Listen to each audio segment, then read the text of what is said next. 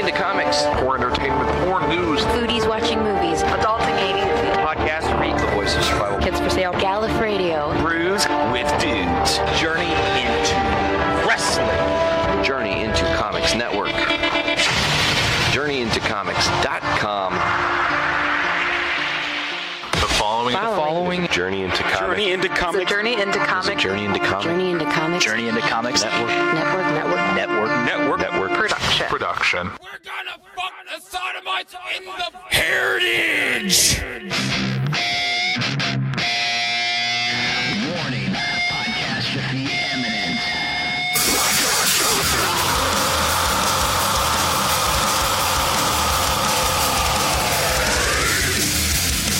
This is Podcastrophe with Nick and Tyler. And Matt. Coming at you with a fistful of heritage on a podcast where anything goes and there are no safe spaces. This is Podcastrophe. What's up, everybody? Dick here with Podcastrophe episode 73. And yeah, we got Tyler. I'm here from the Heritage today. Oh, yeah. We got Mr. Nick Maxson. Couch. He's on the couch. We got Chris Captain Kerrigan. Couch. What up? And we'll have Matt here in a little bit. Y'all probably going to have to just share a mic. But we are here for now. Yeah. We are here. The boys. Them boys. Actually, I think he's here. He's here now. According to my doorbell. The mat approaches. The Matt approaches. I mean, well, Hi, Micah. He can have the responsibility of the mic, and I'm just going to scoot to the middle. Okie dokie. We got a full house down here, Matt. Matt, you can Oh just my goodness. Matt, you can just sit Matt's on my coming face. in here Oh, shit. looking fly. You don't need to sit on that couch. You can sit on my face. Nice to meet you. Nick. Seeing you there. Yes, that is me. A couple embellishments, but yeah, for the most part. Still beautiful. Thank you. I remember taking that picture. I like this guy already. Yeah. So we're talking about the cardboard cutout of me and Nick and Dick over the Daft Punk, which has survived many a Doom Room show, whether it be at the actual Doom Room or North End Pub.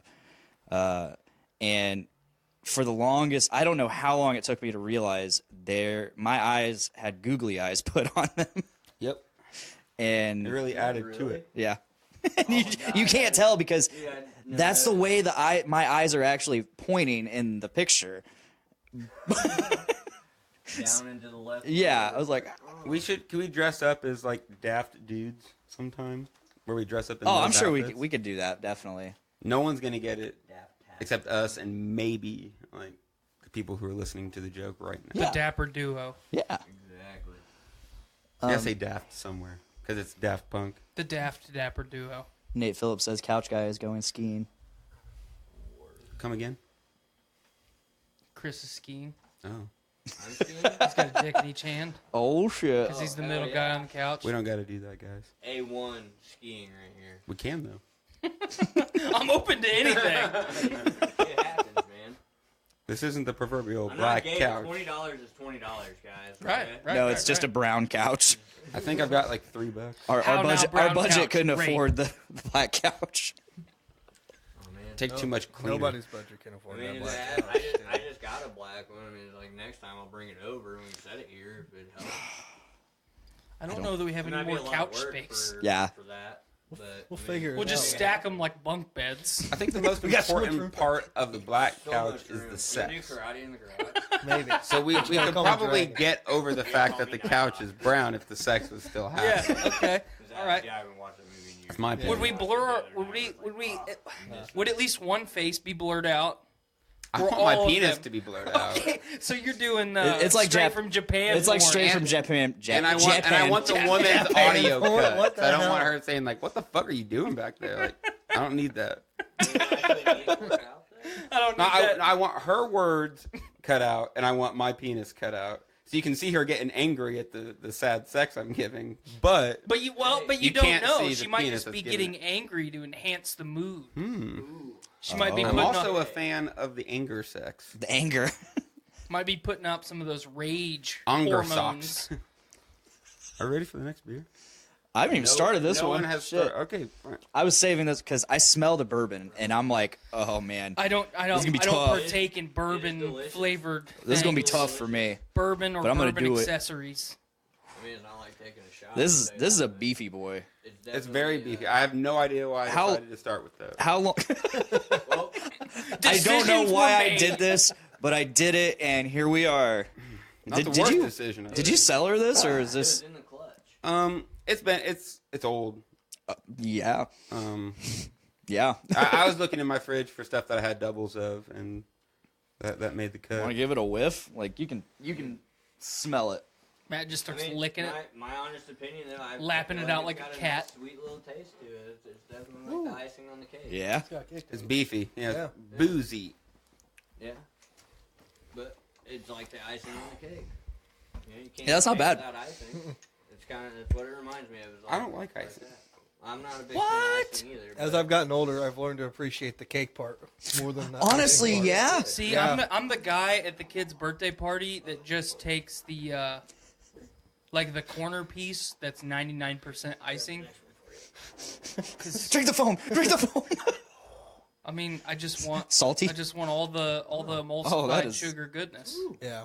I honestly can't believe you still have that No, one, as- Nick. that is like I had two. when you go to the Circle K and they just cleaned out the soda machine, and that is like. That's actually what it is. Yeah. really. I've only got so many hands. Oh, This is reminding me of the cookies and cream nuggets. What do you need me to do? Hold this for a sec. This is reminding me of the cookies and cream nuggets the last time they did it because it was nothing but foam. Or maybe not the last time, but the time before that. Remember when we kept giving it to people on our show and it just And then kept they would exploding? open it, yeah, every time. Wait, which one? Wasn't Shane Cookies the and first cream. one for it to explode? Yeah, on? and then it happened to my dad, not on the show, but he's like, I tried that beer you gave me. Just nothing but foam. Couldn't drink it. I was like, that is a bummer. So on an off note, has anybody seen the mega like stuffed Oreos? That's what I call it. That's a Transition. segue, yeah. It just made me think of it. 'cause- Speaking of beer, but Oreos. straight up, like they. Oh, they're, no, they're it's cookies and legitimate. cream. They're legitimate. I thought it was bullshit when I first seen it, but Okay. it is a real thing. Yeah, no, I And thought Brewlink they were Brewing bullshit, Company too, did a and I was like, what the fantastic hell? Oreo. I mean, I can Remember? never get Double O? this Yeah. Yeah. stuff as hard I as think it I is like anyway. the 450 cookies and cream more. Yeah, definitely a little more chocolatey. What did we have the peanut butter pieces? I have 2 left. Thanks. I'm helping you since you have a limited amount of hands. Besides I've got the 2 fudge, hands. the fudge nuggets, I Oh. would say that the peanut butter pieces was one of my favorite stouts or dessert beers that they've done. I can't. I don't have any of the fudge nuggets What left. was that? Was it a peanut butter stout we were having at North End during the league? Almost certainly, it was. If it wasn't the Nutter Cup, then it might have been the white stout, which The one with was the glass bottle. Brewlink's. That's how I remember. Goodness, ivory stout. The ivory stout. It's very chocolatey. Whichever one it was. Did you just have a absolutely stroke? delicious Yeah. That we had. I feel like a stroke came through like a wind and hit a couple of us. I was sitting over here. My eye was contagious. twitching a little bit. Oh man. Oh my goodness, I thought that it was hurt. a seizure. No, I don't remember which beer you were talking about, but I know that they have the Nutter Cup down there. That's probably the one Yeah, you're talking about. they typically always have the Nutter it Cup, the, and I love that. In a bottle, black label. Like Black full label bottle that tastes like chocolate. It was something peanut butter or something. I could've Oh, sworn- no, that was DeClaw's. Yes. There Chocolate you go. porter? Yes, that was the one we had. I like that one. That was delicious. We got Evan Brown in the chat. Evan! Thanks for gracing Podcastrophe for once. He saw it from that Brews page. I know Yeah, he he did. I know he did. He's never here. Evan's coming to town this Sunday for Purdue game, so he's going to come hang out at Taze with me for a little bit. What? First time trying Taze. I'm pretty excited. I'm gonna give it another I'm gonna have to chance. come in there. What was the bad thing when you went? Or what was the thing that made you need to give it a second chance? None of the food we ordered was right. When did you go? Like Nearly after opening. Okay. yeah, none of the food All was right. right. The service was awful. I would definitely go back now because No, I want to give it another try. Like, if I have a really bad experience in a restaurant, I just give it like 6 months and go back. I'm not one of those people that's like, me unhappy, never return. Oh, definitely. You know, I was hired on before they opened, so I was part of that first influx of trainees. Yeah, and it was hard. It was, you know, it was a brand new restaurant, right? Restaurant, bar, brewery, like it was. Do you want anything? Okay. I wouldn't say that it was rough because you know it felt like it was going, but there were definitely times where things weren't working out. So yeah, if you went in the first month of opening, absolutely go back. They're getting ready to celebrate 1 year. Their pizza's really good, by the way. And they're doing, and that's part of the reason I want to go back. I had it the other day. I got a crown over at Allure Dental right across the street, and I got a crown and immediately went right over there and had me a Pleistocene 2.0, and pain away a little. And I had Drink the pain away. Yes, yes, absolutely. I feel that anal pain. That's called panel. Well, that's just the cover. Oh my goodness. They don't call it Allure Dental for nothing. When I got my wisdom teeth out, they did. You know, they gave me where they IV it in. And then hit you with the nitrous too. Count back from 100, and I made it to 97. Count back. And then what they did is when I came to, they all picked me out of the chair and took me out to the car. I looked at the clock. It was 15 minutes. They were able to say, we're going to knock you out for just enough time to get in there and rip these fucking teeth out. It was wild. Dentistry is wild. So it was wisdom teeth. When I got my wisdom They were teeth pulling taken wisdom out, teeth out. they knocked me out, made me count to 10. I don't know how far I made it. Probably not very far because I can't count. Silly. I had about 1 second of silliness where, so right now the lights in the room, you know, when you're looking at them, you can see that it's going up and down, and over there it's going in a circle. There's about 1 second where the lights just did whatever the fuck they wanted. Yeah. And you go, what the? I don't remember anything. No time to think about it. All I remember is them telling me to count to 10, and I know I started, but I don't remember anything after that. And then next thing I know, I'm in my bed. It's like 8 o'clock. You're jacking off. No, not. You not that I'm aware of. Put your penis right in your hand. Whoa! No, just beating that thing like it owes you money. I went in at 10 a.m. Fucking beat it so hard it makes you breakfast the next morning. At 10 a.m. Dongo's subconscious goes to masturbation. I'm happy that we have decided this. Yes. Good idea. I thought I was hanging out. I woke up and I was coughing blood up and shit. Oh shit. But then I went back to sleep for another hour, and this was from 10 a.m. to 8 o'clock at night. I was out, or at least consciously out. That was the day that I got into Black Mirror. Yeah, I got home and I was feeling weird, but I was 16. I was awake, like I wasn't ready to sleep, so I hand selected episodes and moved through it because I heard that it's not continuous at all. Yeah. So I watched probably 6 or 7 episodes of Black Mirror, and goddamn. My wisdom teeth experience was very profound. Oh, go on. So I get in the chair. They give me the IV, and then like right before they made me do the countdown, they hit me with the nitrous too. Ooh. So not only did I have nitrous, not only did I have the IV, but I had the nitrous on top of that. So I didn't even make it 3 counts like Nick did. It's so funny that they've got so many drugs that are just stupid powerful, and the human body is able to stay awake. Like during birth, the epidural. Oh yeah. Directly into your spine. Just like, we're gonna fix you the fuck up. We's gonna fix you. But so they put the nitrous mask on me and said, "Okay, count back from 100," and I went 100. And I'm out. So I woke up. My wisdom teeth were impacted. Oh shit! So they were, they actually had to take a section of my jaw out with the tooth. Oh my god! So that's why they did. He's had a rough life. That's why they did the IV plus the nitrous, because when I went out, I needed to stay out. Yeah, I get you. When did you get yours done? My sophomore year in high school. Okay. And then, wow. and then you got yours done within August. Okay, so very recently. Yeah. I was 16. And then, do you remember that night? It was like a year or two later. We were hanging out in my dad's kitchen, and he was drunk with his friends. And he's like, and he's just going on. He's like, "Yeah, I remember that time you told me you got your wisdom teeth taken out, and you told me about going on about smoking hoochie." I'm like, "What? I've heard this story before. What the fuck are you talking about, Dad?" Yeah, I remember that. And he's like, "You said you smoked hoochie." I'm like, seriously. I did not say that. I was like, seriously, what the fuck is hoochie? Oh, you know, hoochie. You said No, I don't. You I don't know lettuce. what you mean. the jazz cabbage. No, no. He's like, oh, you told me you were with your buddy Carl and you smoked it. You smoked the hoochie with him and you were so proud of it. And I'm like, oh, Carl, hookah. Wow.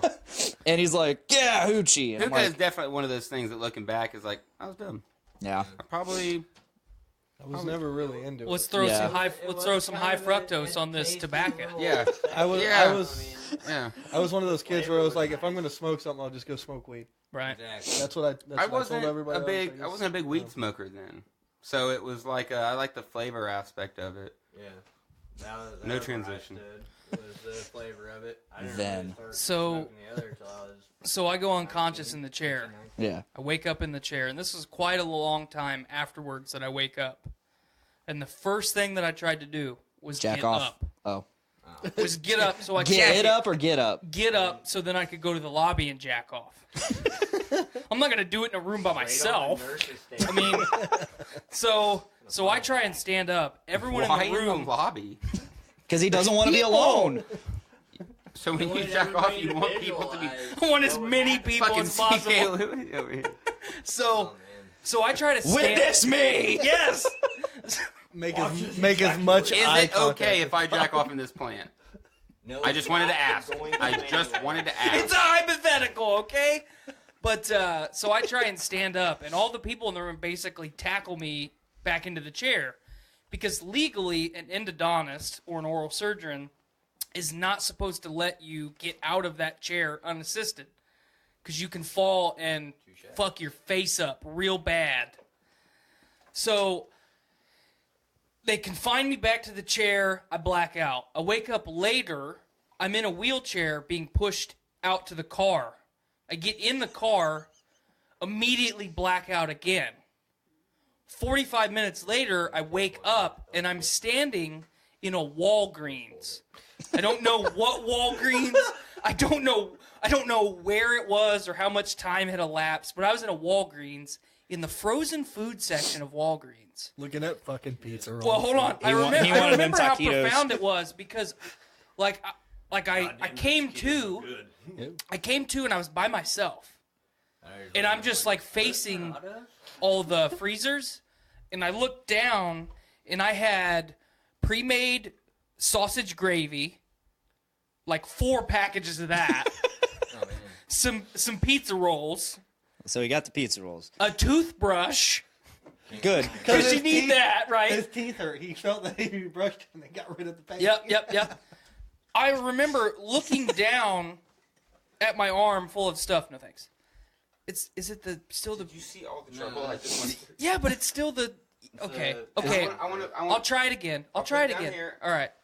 But I looked down at my armful of random shit, and I heard someone say "sir," and then I blacked out again. Then I woke up in jail. I woke up at home. Penis in hand. I woke up at home at my kitchen table, dumping hot potato soup down the front of my body. So I had a bowl of potato soup that I was trying to just drink from the bowl, and it's running down my face, just burning the fuck out of me, because whoever was taking care of me made me this soup, didn't think that this guy's pretty fucked up still. He's just gonna dump it on himself. Let's give it to Like, him anyways. no, okay, sweetie, like, give it a little bit. It's real hot. And you don't think that the numbing agent is gonna last as long as it does? Nope. So 6-8 hours later, you're trying to do it, and it's like, oh my god, that's incredibly fucking hot. But you don't feel it till it's there. Yes. Because all of that's numb as fuck, and you're like, oh my god, what is going on? Like That's exactly how it you was. just dripped soup down your face. I felt like such an idiot because the other day when all this happened for my teeth, I got a crown, I got and a filling, and they just shot it straight in. So first off, before they numbed me, and then they started going to work, and I was like, ah. And they're like, you still feel that? I'm like, yeah. So they're like, all right, we got you. he sticks something directly next to the tooth. He's like, you're gonna feel warm, and then your heart's gonna start racing. Adrenaline. They shoot you a straight adrenaline. He shot it. Epinephrine. Didn't feel fuck all the rest of the time, and then so I'm leaving. I can start to feel it wearing off, like in terms of like I have feeling in my face again. And sometimes when you have something stuck between your teeth or something, you start like trying to shoot. Oh yeah, you're trying to pick at it. But like with spit. Yep. Yeah. You're trying to irrigate it. You're trying to Yeah, get it that. to pop out I was or- trying to do that. I don't do that. You've never done that? That's so interesting. As you speak about it and I do it, I'm like, I know what you're talking about, but I've never done that. I use the tongue. I use the tried tongue. doing that, and like an idiot, that side of my mouth was still numb. So I was just drooling down my face. I'm like, Like God, a fucking mongoloid. no. I was doing that, and every time I did it, and I'm like, God damn it. Damn it. I tried at least 3 times before I was like, okay, that is clearly not going to work. A little pharmaceutical for you. Right before my daughter was born, I had my second surgery on my wrist. Mm-hmm. And they take me back. This is right at the beginning, and they have I forget what the fuck it's called, but basically I have a needle that's this long. It's very flimsy. They have to take it and put it down into my nerve endings through my shoulder. So it's coming down through my shoulder, and it's ending into my back. So it's about 10, 12 inches long. The old what nerve this needle block. was. So as he's doing, he's like, if you feel any pinch or anything like that, let me know right away so I can stop so we don't do any damage. I hate doctors as it is. I hate all that shit. I just absolutely hate it. I always have. So he starts doing it. He gets about halfway through, and I'm like, oh my God! Freaked the fuck out, right? Scared the shit out of this guy, scared the shit out of the nurse. I started laughing. He never fucked up or anything. I just wanted to freak him out. They need to say they were not happy about it. With a needle inside you. Oh yeah, so, well, they get that in. You know how they say don't fuck with the people who make your food. Don't fuck with the people who have a needle in your arm. I mean, I thought it was hilarious. It made me feel more comfortable. So I was. That's what matters. Why don't you like doctors? I don't know what it is. I just do not like being in that situation where I have to deal with a doctor or I have to deal with a dentist or anything like that. I mean, you're talking to a dude that's got like 10 teeth left in his mouth. You guys watch Metalocalypse? Absolutely, I love Metalocalypse. You remember that episode where they all have to go to the dentist or whatever, and they're like, man, dentists are fucking... I don't want some fucking guy that's suicidal wants to fucking kill himself while he's... Wow. It's That escalated no quickly. different than arachnophobia or anything like that where you're scared of spiders. It's really no different. It's just one of those things for me where I get very uncomfortable knowing that I have to be in this one spot and I have to stay there. Let alone I'm claustrophobic. I mean, when I was a kid, I remember standing outside of the shelters at Cedar Point, standing outside with my dad because I couldn't handle being around all the people inside. I mean, it's just one of those deals. I hate it when the dentist tries to talk to you while you have your shit like... They take me back to the operating room. So I'm in OR. They're getting ready to start. They're talking to me and stuff. I'm shooting the shit, joking around, this, that, the other. I come to. I don't ever have like the real major side effects a lot of people do have, where it's like, oh, where the fuck am I at? Oh, I'm choking on this big black dick like the bitch off Facebook. I never have that situation. It's always Me neither. It's always just Thank one of the those things, Lord. like, I come to and it's like, okay, I'm ready to go home. I mean, Teach their own. The last time I was in a coma, I didn't get pregnant. Well, that's a good thing. But the time before. just We don't speak We about don't that. talk about that anymore. But so my dad takes me and he's like, all right, well, we're gonna stay ahead of the pain. He's like, so instead of just taking one pain pill, go ahead and take 2, stay ahead of the pain. So I took 2. Well, mind you, I'm still fucked up from all the anesthesia that they gave me. Like I said, I don't have the major side effects, but I'm still messed up. So I take those 2. I'm at my buddy's house. So it's like, oh shit, hey man, I gotta take my medicine. So I take another one. Well, then he takes me home. I'm sitting at home. One of my buddies comes over, so I wasn't supposed to be by myself. So I had another friend come over. And as I'm sitting there with this friend, you know, and I'm on Percocet 10s, which are extremely strong for a painkiller, I'm sitting there like, oh shit, I gotta take my medicine. So I take another one. 20 minutes later, shit, I need to take my medicine. I take another no. one. And he's not paying attention to what I'm doing until about the third time where I'm like, oh shit, I need to take another one. Mind you, this time I'm 5 in, you know, and he's like, whoa, hold on a second, bud, and I already taken it. I'm like, no, dude, I'm good. Mind you, I'm sitting there telling him I'm good. I'm sitting there with Taco Bell, a $5 Crave box or whatever, in my lap that he brought me, drooling on myself like, you know, a kid that cannot control himself. I am good. And I'm telling him I'm good. Well, so then I go to take another one. I take another one 20 minutes later again. And I did it within 20-minute increments. And he remembers it It's too. like, where he's really, like, Chris? Because I think you're lying. See, the thing that I've dealt with before is running out of medicine. Yeah. When I need it. So, on the teeth, I specifically remember with the wisdom teeth that I was like, I'm gonna wait until it hurts. I'm just gonna wait until it fucking hurts. They gave me hydro, and I think that's what I used got too. One of them the entire time. I used them for a couple days, but I specifically remember like when it was like, because you're numb for the first forever, and then when I felt it, I don't even think I did one the first day. The next day I took one, and it was like, it didn't feel good. Like you can't eat because your mouth is fucked up. So taking those really strong painkillers with nothing in your stomach, I remember feeling awful, nauseous. But it was like I'd rather feel that, because it wasn't like puke nauseous, but it was like you didn't feel good. I was like, I'd rather feel that than the pain in my mouth, because the only reason I go to the dentist, unfortunately, is when it fucking hurts. The best thing for that though is protein shakes. As much as Or fucking hydrocodons. Well, no, I'm saying. And I didn't end up using them all. I still had like 4 left over afterwards, because I was very good at rationing it.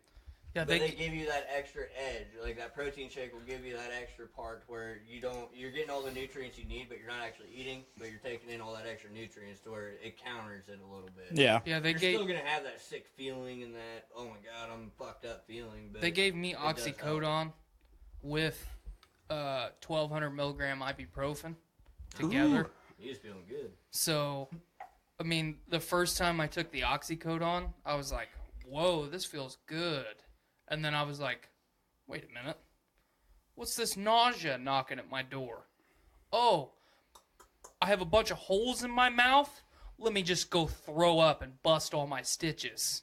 Like, like it was not good. Like, especially, you know, we're 24 hours after the hot potato soup episode. So my mouth's not feeling great. Classic. Just on multiple levels. Yeah. Hot potato soup episode. That was the number one thing I was worried about, was busting those stitches. Because I had fucking caves where they pulled the teeth.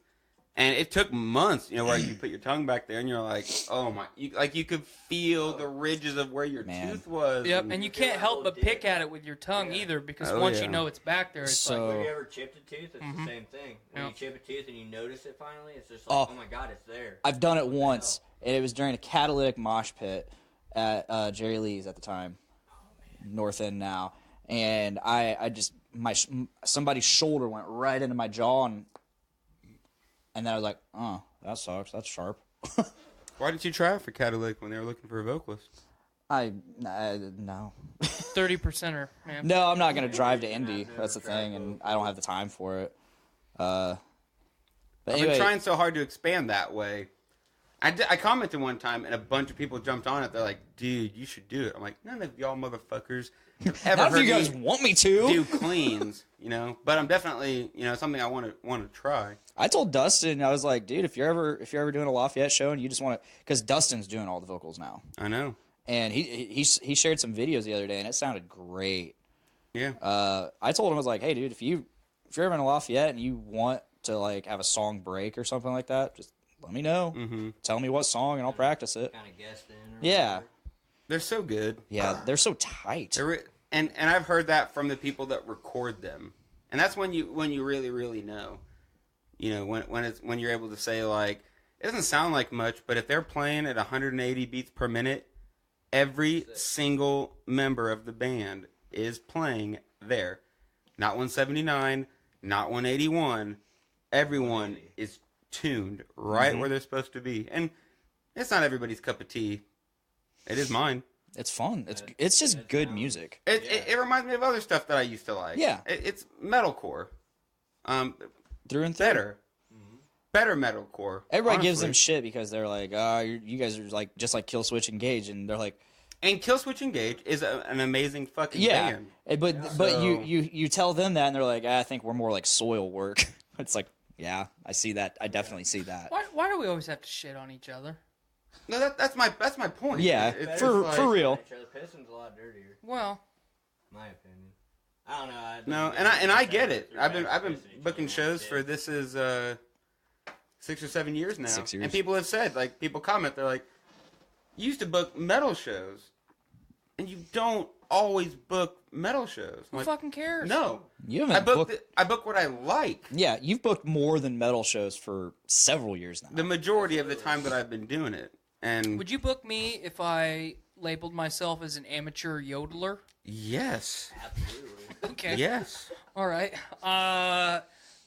Anyone that's listening or watching this, we're going to put this into the works. We're working on amateur yodeling. Can we get a I love doing reveals like this because the chance of people warmed hearing it is acoustics. not necessarily slim, but like I love announcing stuff on Brews with Dudes, and no one ever brings it up again. But I'll say right now, Podcastrophe exclusive.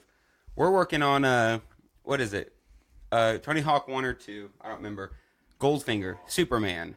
Here I am, getting older all the time, getting older all the time, feeling younger in my. You know what I'm talking about? No idea.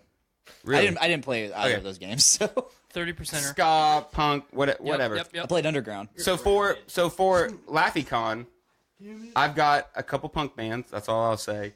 Working on doing a cover set where they only play Tony Hawk music. Fuck yes! And that'd be sick. From the first 2, 3. Oh, bet. From the first 2, 3. From the first 3. 1, 2, and 3. But I'm picking up what you're putting down, man. Counting's hard. And we've got several people working on the horns because it's a ska band, Right? And Nick Maxson is playing trombone at LaffyCon Fuck yes. on stage. Yeah. So prepare for that. It's gonna happen. I'm excited for this LaffyCon. Are you gonna wear pants? Me too. Maybe not. Okay. You never know. No, I'm pretty excited. LaffyCon's gonna be fun. This is gonna be No, when's LaffyCon happening again? April 27th and 28th. That's a good plug right there. Square. Night of the Round is coming back. Good. We're talking to Yavin 4. We've got the band playing Tony Hawk stuff. Yavin 4 is good. They're very good. I don't think the guy likes me. I'm friends with Chris Charles, and Chris Charles made. You were part of it. The gay comic strips. I was part of that. Exploring, and people take it the wrong way. You know, like I'm so weirdly in the middle. Like Those were so many just people fun. on the left are very like, don't you ever fucking say anything that could be misconstrued. And I'd like the right where it's like, we joke. I'm not saying that We joke hard. I don't even want to say it because I don't want to be taken out of context. But you know, like, you know, if someone says that someone called us a faggot earlier, Yeah. and you know, yeah, it's a terrible word. It's a terrible word. Yeah. But I'm not about to cause World War fucking 3 over someone's Offended by it. joking. Is that person a shitbag for using faggot as a derogatory term? Sure. I'm not about to cause World War fucking 3 over it. Well, you know? here's kind of the full. From a standpoint of us, you know, everybody's different point of view on everything. You know, when it comes to. I was getting ready to grab it. You No, go after it. A homosexual I want you to try man, it, you know, and hearing that, you know, they're probably obviously going to take way more Yeah. offense to me sitting here being like, oh, hey, you're a faggot. You know, like, Well, obviously it is a very derogative term, and matter, I think, is worse than saying, oh, It's better fuck than the you, last time I had it. in all opinions. Yeah, at this point. sure. I would much rather someone say fuck you than to call me a faggot or to call me a derogatory word that's. It's a pure you know. insult that is taken in all different kind of manners. But I mean, here's kind of the flip side of the coin, and it's not necessarily correct, but it's kind of the way that I've modeled myself the last couple of years, especially because I'm an extremely abrasive guy. I mean, everybody in this room except Chris, I think, understands that I'm an abrasive guy. if you allow words to hurt your feelings, you are giving other people power over you. Absolutely. And you should never concede power to anyone else, because it's totally unnecessary. And I'm not saying that you should be like so calloused and just so, so stone-faced that you're devoid of emotion. But if I say, hey, Nick, you're a dumbass, if that legitimately hurts your feelings, like, number one, you need to communicate that with me so that Nick, I don't do that. Nick, you're a dumbass because you think Nick, you think that way because you're Christian. You're a dumbass because you're Christian. You're a dumbass because you're gay. You're a dumbass because that's not okay. That's did personally with our buddy somebody. earlier. With our buddy Putting it earlier. into a stereotype, essentially. You can call me a dumbass, but you better back it up. Right. I want to hear it. You're white. You're black. You're brown. Bubba, that ain't gonna hold up. Yeah, because ain't gonna hold up. We're all See, dumbasses. Well, and I've brought it up on the show many a time, and anytime I debate anything with anybody, if we all just acknowledge the fact that we're fucking human beings, we are all legitimately 100% human beings, at least half of our fucking problems would go away overnight. Doesn't matter if you're white, black, brown, purple, fucking rainbow, iridescent, fucking, it just doesn't matter. You're a fucking human being. Get over it. And I don't, and I legitimately, for the entirety of my life, have never fucking cared. Just don't care. I don't care what you're like. The only reason if I don't like you, like, it's because of something that you've said. It's because of something you've done. Right. I've never ever said, I'm like, holding you accountable for something that you've done. Tyler's wearing an Indiana University. Oh my God, fuck him. Holy shit, fuck him. Just because of something that has nothing to do with your character. Right. I mean, it has something to do with your character, but My sister goes there. That's why I have this. I wish I was iridescent. I kind of wish you were iridescent too. I'm You've pretty. been real fucking quiet over there. Pretty what, dude? There's no room to talk. Get in there. We're fighting. We're fighting for space. Kick down the door. We have two very strong quiet personalities over here, and that's one of the reasons I love having Nick on here. It's because he's very opinionated. 'Cause he challenges and me. he challenges him, and he has interesting shit to say. And he's a beautiful guy. That's why I keep talking. You guys get to talk every week. I only get to talk every I now want and to say again. this. So, on Podcastrophe, we were drunk. And I was dead quiet the whole time. And you said something that really hit home for me. I hope you didn't call him a faggot, because that's rude. And this is the episode he comes out. You were kind of like having like this drunken heart to heart with me. You're like, man, I know you only like to have me. You only want me to have me on the drunk show, and you don't want to have me on the regular show. And I'm like, what? That sounds like something I would say drunk. I was like, what? I remember this conversation. Well, it was always really difficult when we did it on Wednesdays. Yeah, because you had band practice. I mean, you do your own. I mean, we all have. That's something else we stress all the time on the show, how fucking busy we are. I mean, Oh, yeah. I fucking Sonic the Hedgehog speed grouted a bathroom like right before I came over here. Like, we're all fucking adults, man. Yeah. We can't just. I want to say, anymore. I wanted to have technically you left back on the work show. an hour early. What's that? I technically left work an hour early today. Damn. My man. I've wanted to have you back on the show for a I'm while. very Yeah, sorry. we've both been. It's just a matter of I'm like, Dapper Dan. well, when we moved to Tuesdays, I moved into a house where I didn't want to really have anybody over. Mm-hmm. I was very ashamed of that house, and we only brought select few people over. I bitched there. about it every week. Every Tuesday, I fucking bitched about having to record there. Like, it was that bad. I understand. The space was cool. It was actually It was a cool room. It was a cool room, but I understand where, Yeah, wouldn't the circumstances of living there. Yeah. The circumstances of living there was just terrible. Honestly, Imagine. like my last apartment, I hated having people over there. It was a very dark apartment. Needless to say, I love the fact that it was dark, because if you watched a movie or something, dude, it's great. 'Cause Like the in a only theater? windows in my whole apartment were in my room. I had 3 windows in my room only. It was on a storefront. It was a really cool experience. It was a really cool area, but at the same time, man, it was so dark and it just seemed so eerie the whole time you were there. Yeah. Imagine this. Imagine you laid down in a man-sized cat litter box, and the cats that take up residence in that abode never get bathed. and wallow in their own excrement. And the only thing that they eat are like dead animals and asparagus. Asparagus is good for you, though. I mean, But it I also like makes possum your off the pee side of the beefy. road. I mean, it makes your Beefy pee indeed. dank. Like, a few weeks, dead possum. Beefy and pee-pee. great stew. Beefy Great pee-pee. stew.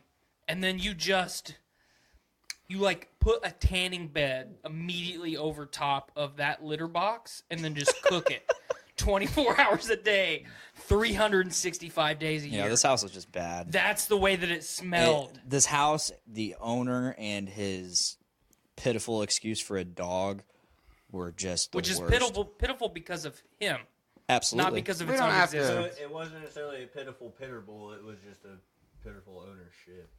Absolutely. Okay. That makes Absolutely. sense. I understand. Because I have a pitiful pitterbull. Because my pit bull is pitiful. Matt, you came over there a few times. Yes, sir. Was my description pretty accurate? Here's the thing: I can't really say because I don't really have a very good sense of smell.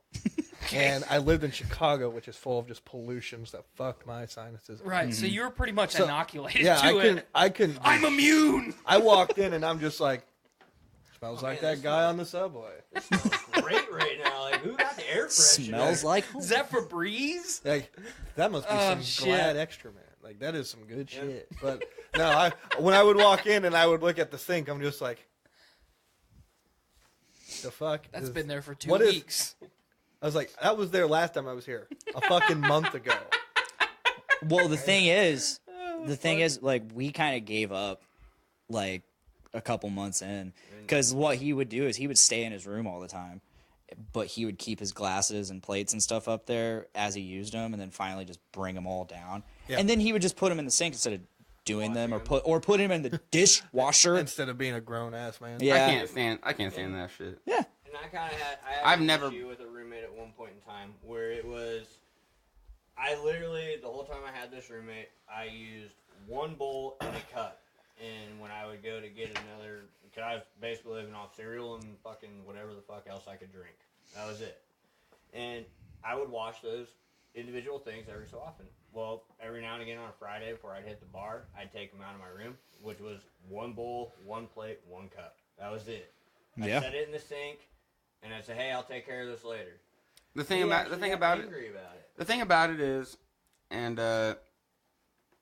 Veronica from Foodies, Yeah. Walk Among Us, she posted something the other day about the gentleman whose wife divorced him because of the glass by the dishwasher. And I read it, and I totally, absolutely understand it because I'm the same way in terms of I've had a lot of different roommates before. Hey. Tons. I've had tons.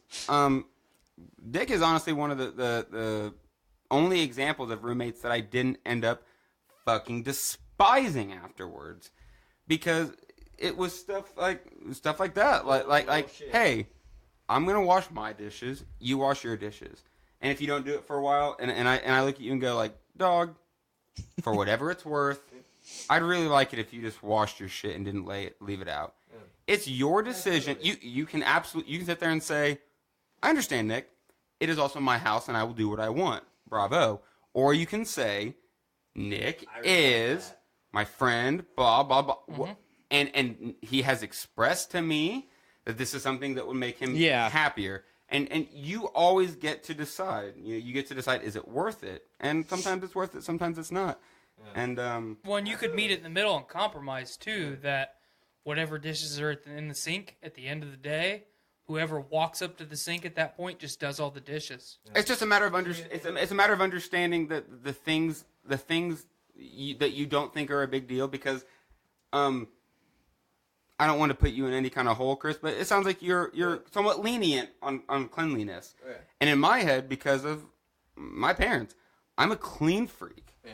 Well, and you should be able to ascertain that, especially in the article that I read. It was about a loved one. Yeah. So we'll talk about Jess for a second. Jess and I have been together for 8 fucking years.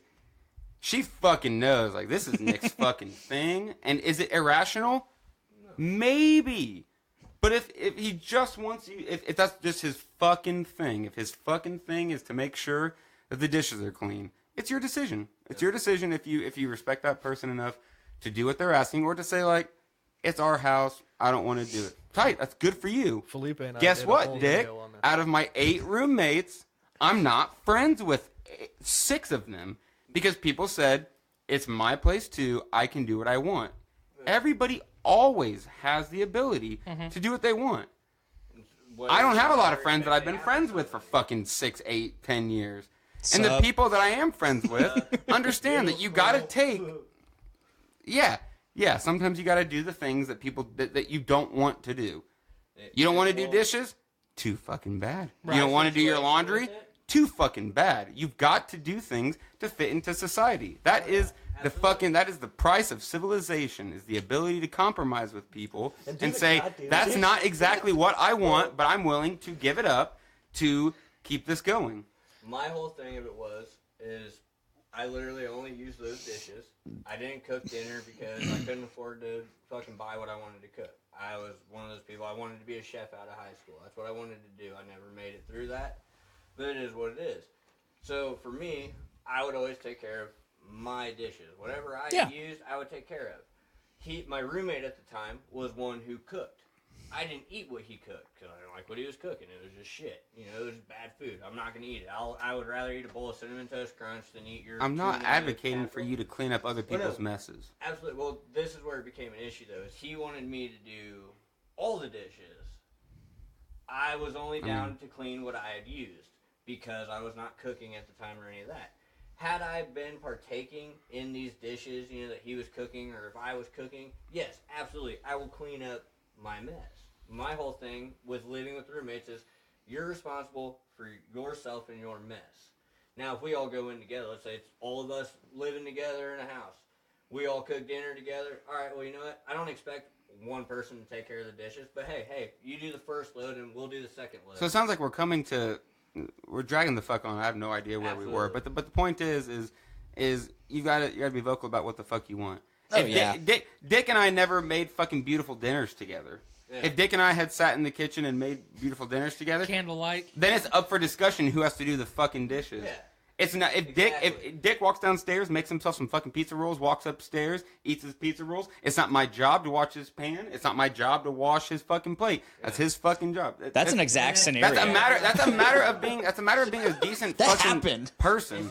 Well, somebody that was my viewpoint of it. In a video the other day, somebody referred to an idea that's called behavioral conservatism, and I hate terms and shit. But I'm very, very... I hate vocabulary. I really do. Verbiage. I hate it gets me every time. Well, no, because you hear stuff. You hear stuff about fake news, and you hear stuff about alt-right, and it turns into something where every time you don't agree, you slap it. You know, you slap it. It becomes a stereotype in itself.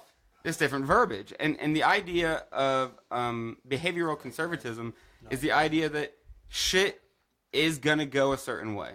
There's a schedule. We decide how things go, and we execute it the way it's supposed to be. And that I'm absolutely that.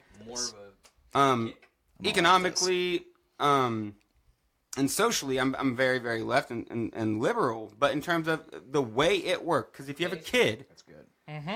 You've got girls, right? I just have one. Yeah, but yeah. And I'm sure she is rowdy as fuck. I've got a 7-year-old boy, and from the way I was raised by a cop. And I was the second son, and there was 3 boys. You did what you were supposed to fucking do, and it took a very long time. But if Dad says, jump, you jump. You jump. And if Dad says jump an extra half foot, you jump an extra fucking half foot. If Dad says do this, you fucking do it. It's the way that the world fucking works. You do what you're supposed to. And I'm definitely, I think that way. I think that you have to instill that in... not just boys, but girls. You have to instill in people. We have to instill that in human beings. The world works this way, and you have to fucking do things. Right now, parenthood time, messes. Clean your messes. You can't watch TV until you clean your messes. And for a while, it don't make no fucking sense, but it has to be the thing. You have to just beat it into their fucking heads. And kind of like I think last weekend when I had Carolyn, I just had my daughter, and she's 5. Well, it was one of those things where it's like, hey, we're going to have a daddy-daughter date. But after the whole day of, her playing with, my buddies, kids and stuff, it was like, hey, you guys need to clean up your mess. And My kids are very well behaved. I'm blessed in that matter because I was a shithead as a kid, so I don't know how I got so lucky. But my kids are very well behaved for the most part. And my daughter, on the other hand, she went and she cleaned her mess. We went on daddy-daughter date. It was the reward to it, where it was like, hey, if you make sure your stuff is cleaned up, hey, we are going to go and take this date. And absolutely best time of my life. Took my daughter bowling for the first time. Great. Had a great time. It all comes back to what I think I was getting at, and we might have gotten sidetracked, is you have to lay out, for the most part, the terms of engagement. Mm-hmm. You know, with the people that you're roommates, you got to be like, if we're doing this, you got to do this. With kids, hey, you want to watch those fucking dumbass YouTube videos? You got to do this. You got to do this. Well, and because if you don't do it, then it makes your friends, people, children, it makes them think that the way that they're behaving will work. You have to tell people, this is what I will accept. You don't have to be a leftist dickhead and say, like, you must do this. But we were hanging out with a buddy today that said some shit that I didn't like, and I spared not one fucking moment to be like to say, I do not like what you just said to me, and this is why I don't like it. And if you want to talk about it more, I can. You know? You got to be straight with people. Well, and it hurts. You're taught about us flying over from Great Britain and taking over America. You're not taught, you're not taught that how we got where we were. You know, you taught me about Columbus sailing the ocean blue. You didn't tell me how to do taxes. You didn't tell me about health care. You got to be you got to be honest with people, and you got to be able to understand where you're coming from. I think from a parenthood perspective, I think one of the biggest ways that we fail as a society is if you acknowledge the fact that the world is a cruel and difficult to live in place, you are a radical extremist conservative, and you're just out to put your thumb over everybody and just oppress people, and it's bullshit. The world is fucking awful everywhere. But you cannot instill a sense of nihilism. You can't install a sense of nihilism in your children, because what good does it do to teach your kids and the people around you that it's not gonna get better? Well, you can't teach people that it's not gonna get better. But you can tell them that it's really fucking bad. It's really hard. It's tough, but you got to look at the bright side. Not that you have to look at the bright side, but you have to do something. You are the person that can do something different. Yep. You don't have to be an eternal optimist where it's all sunshine and rainbows and butterflies are flying out of your ass. But you have to acknowledge the fact that life is hard and it is difficult, and it continually gets more difficult as long as you ignore the fact that it is difficult. That doesn't do you blind optimism. Blind optimism doesn't do anybody any good. Right. You have to be able to understand the troubles that you're dealing with and think of an effective way to move forward. When I think you have to be very careful in how you do it, but I think that, like, from the time that kids have the ability to really think and act themselves, you have to instill the idea that you don't get anything without earning it. Absolutely. And you can't bring others down in the pursuit of what you're doing. Yes. And I didn't. I didn't necessarily grow up that way and deal and have to overcome those things directly. But you've got to.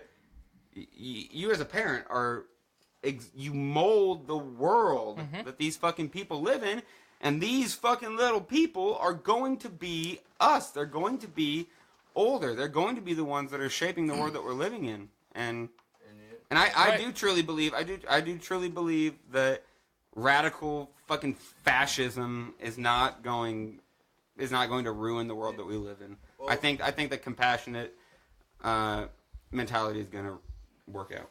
Absolutely. I got to pee. Well, and like for me, as you're a in kid, luck. There's a toilet right there. Right there. Right inside that room. Here I go. As a kid, Again on your own. I was raised Roman Catholic.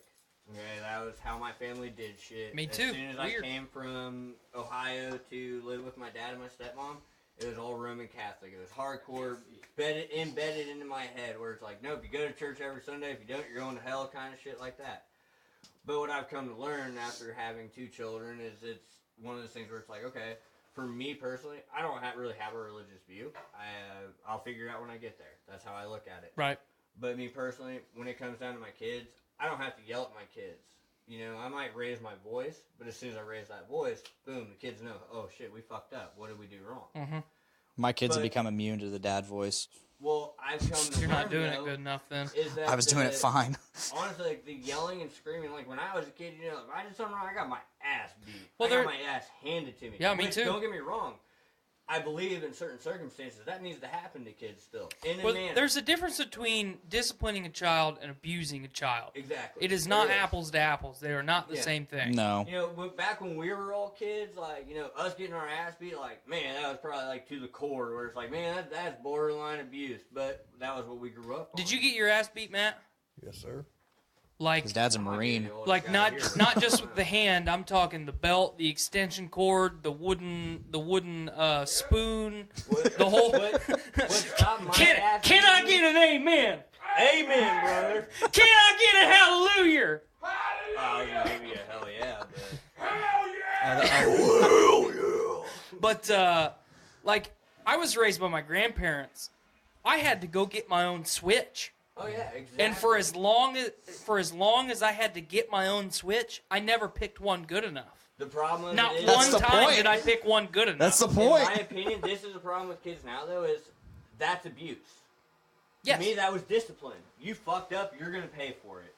Now, when it comes, like, if I'm disciplining my kids, for like I said, all I have to do is raise my voice, and my kids instantly know, oh, shit, we fucked up. And, dude, I mean, my kids will go to tears just for me raising my voice. Not yelling, just raising it, where it's like, hey, serious tone. Yeah, my daughter's that and way. where do you draw the line? Because at this point, we decided very, very early that we wouldn't spank. We weren't going to do it. Because I remember from childhood that the number one thing that did it for me was loudness and yelling. Yeah. And you got it. And it's hard to explain that to a fucking kid that it's like, do you understand that when I tell you to do something, you don't listen, but when I yell, you do? You don't like it when I yell? Just do it and I won't yell. And the thing is you're trying to find the point where you're able to say that, which sucks, I, believe it or not, am your best friend in the fucking world, and you would be disgusted to find out what I would do to protect you. Mm-hmm. The world, in the darkest moment, hates your fucking guts and is not going to follow any rules. They're going to do whatever. You need to understand that there are situations where you need to do what you need to fucking do. It's a hard thing. I have no idea how we got this deep into the parenting hole. That's awesome, though. Well, no, it's a good... It took me all the way up until the last, 2 years of my life to realize how hard life actually gets. Oh, it fucking sucks, man. I'm 30 years old, and Nick was there through it for me a lot, during this time period. But everything always seems so easy. Well, then once you're on your own completely, entirely, 100% dependent on yourself, dude, I mean, that is a whole new aspect of life. If you especially when you're not prepared for it. And honestly, though, it's one of those things, when you come out of high school or you're going to college, fuck a roommate.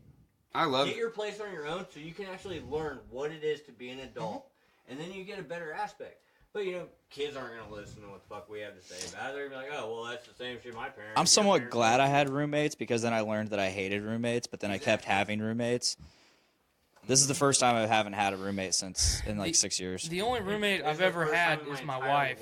That I've never had a roommate. And I still technically have roommates because I have a wife and kids. But I've had enough friends who have had awful experience with roommates before Skylar and I moved in together that I knew that no matter what, I was going to do it by myself. Because, you were talking about you and Jess's thing is, one thing. Skylar and I's thing is, like my thing is wet towels on the floor. Yeah. If you get out of the shower, so the way that I do it, I take a shower, I use a towel. The next day, when I take a shower again, I put that towel on the floor. That's my floor towel. Because I only use the towel one time. I'm one of those fucking I'll high use the same one all week. Nope, I'm a high maintenance guy. I fucking use that towel one time. I cannot stand fucking shower must. But if you do it right, and you're able to communicate shit with people, because you don't Communication is understand everything to everybody. the point. Absolutely. And just admittedly, she told me, she's just like, Nick, I don't know how to explain it, but you are 100 times cleaner than me. So the things that you think that need to be done, I'm not gonna do it. Period. I'm the same and way. You have to just understand that people are that way. I'm the Jess in this situation. You have different motivations. In my head, I go, counters clean, nothing on the floor.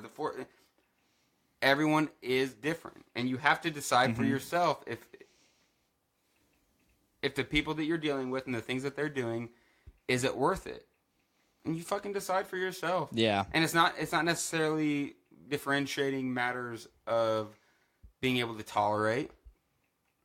Because holy shit, love Jess to the ends of the world. But it is a constant exercise in what you're able to tolerate. Because when I say, I want this, and she goes, I don't get it. Okay, then I'm going to leave you. Or deal with it. You know, and every, you know, it's like, okay, we've got our fucking things, and you have to decide, you know, it's super, super fucking hard. Like, Dick, we've been friends for 6 years. 6 years. And there's times I didn't fucking like you. Yeah. And we get there. and you know, it goes with all sorts of people. And the idea of spending, because we're young, all of us, every single one of us, we're young people, and the fact that we're able to hold on to 6-7 years, that's a long time to be friends, you know, in a lot of different standards. You know, Jess and I are a little longer. Brett, Zach, and I have been friends for like 12 years. I was getting ready to say, you and I have been friends for almost 12 years.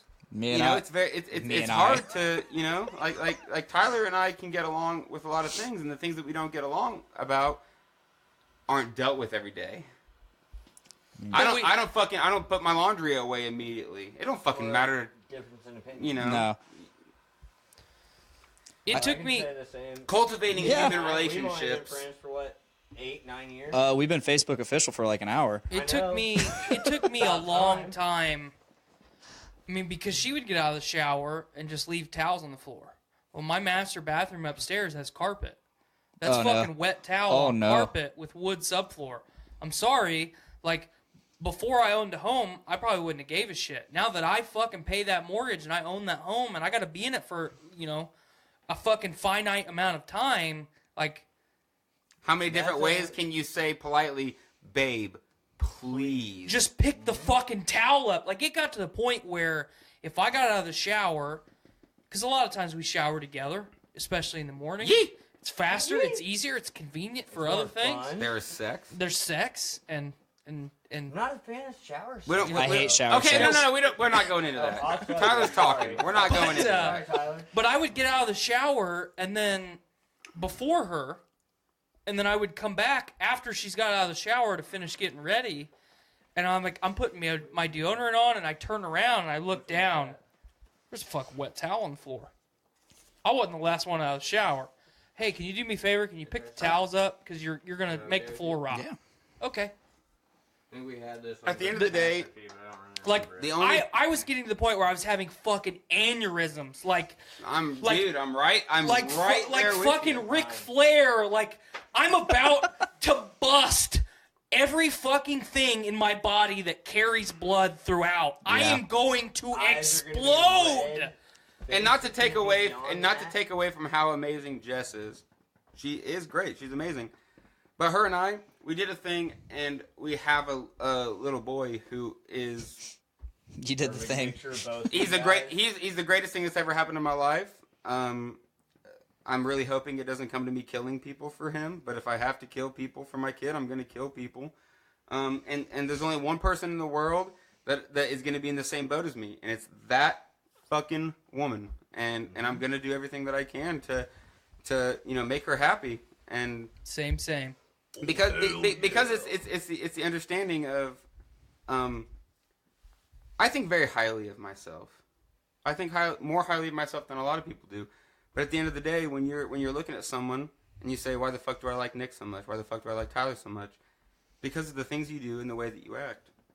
Honestly, yeah. And just like earlier, and I think that a lot of that reflects in the way that I treat my child, reflects in the way that I treat my kid, it reflects in the way that I treat my friends. Mm-hmm. You have to understand that every fucking tiny little thing you do, it affects people. Yep. You gotta be aware of that. You're always making waves, whether you want to or not. You have to set the example for you, yourself, your kids, your family. You have to set your example. You can set the example or not, but whether or not you choose to is what matters. You are. Yep. And when I say I'm not going to try to be a good example, then Nick, you are preparing yourself to be the bad example 100% of what is to be expected. Because I don't believe in. With the bar tonight, the situation we had earlier, it was one of those things where it was like, no, I've known Nick since I pretty much moved to Indiana. I mean, Nick, me and his brother were great of friends all the way up till high school where shit happens. But, hey, it happens. We're fucking young.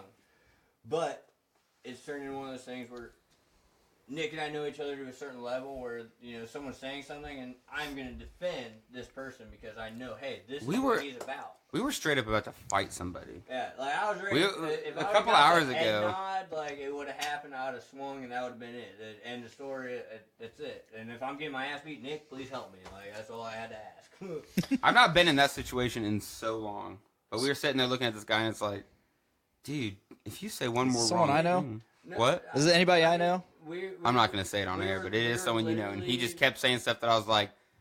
And Chris kept looking at me. He's like, "Are you gonna let him talk to us like that?" I'm like, okay. "I don't know if I'm gonna let him talk to us like that." Like we said earlier, shit, hold my hoops. Derogatory terms to certain people, and when the way that it was put in context to us, it was just like, dude, Nick, like you give me the right look, man. Like I'm gonna swing, and like I just hope that we can get out of here before the cops come because. That's where it's gonna go. We're seriously just dragging, so I'd love to see what's in there. Hold on, right before you open that out, Nick brought. I'm not opening this. Nick brought up something that I wanted to talk about because it's very relevant. No, we got to get this out of the way. I want to hear what Tyler has to say. Oh man. Okay, so there is a young, impressionable man that I work with. He's 19, and your new Cameron. He's my new Cameron. Yeah, 100%. Actually, less competent than Cameron. But him and I were having a conversation about life and philosophy and all kinds of stuff because I like to talk about that shit. Yeah, clearly. And I said, I'm gonna put something in perspective for you to kind of like to make you understand what it feels like to be a parent because you're 19 and you don't know what that feels like because it was relevant to our conversation. And I said, if my family was starving. And I went to you knowing that your food had family. And I asked you for it. Just for enough to get us by. And you told me, no, we're not going to give you any. I said, I would say, okay. And then I would kill every single one of you. That's protection of your own. I would kill every single one of you over and over and over again until I had the food to keep my family alive. I've been aggressively angry at human beings, and there is anyone can argue with me. I'd love to. Nothing compares to what you would do to protect your family. Yeah. Nothing. Yeah. You hear the term and it sounds silly, and I admit that it sounds silly. You jump in front of a bullet. That does sound silly. I would let myself fucking die 10 times over if it protected my fucking child. Yep. And did I feel that way before I had a kid? No. Did I feel that way when Jess was pregnant with my kid? No. It's the moment that you're looking at that person, and there's no way to describe it. There's no way to describe it.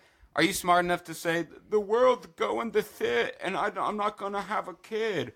Good. Fine. Don't have no fucking kids. The fact that I'm able to have a kid is one of the things that makes me more human than any other thing. An iPhone can't make an iPhone. A Mac computer can't make a Mac computer, but as a human being, I can make another human being. And if you don't want to exercise and I can make that right, human being a good human being. It all depends on their upbringing. Yep. But I understand that it's a beautiful, beautiful fucking. My dad had 4 kids. That. My dad got the full fucking spectrum. You know, is my kid gonna be the perfect kid? Almost certainly not. Am I gonna do everything in my power to make him good? Sure. Am I gonna fuck up? Yep. Is my kid gonna do shit I don't approve of? Absolutely. It's a fucking experiment. You're experimenting with your own fucking life. And when I was born, I was given the option to fuck with someone else's life. And I took it. And I'm fucking with a fucking little 7-year-old boy's life. And hopefully he grows up to be a decent little person. And if he doesn't, then he had plenty of time to fix his own fucking life. It's not my fault. Right.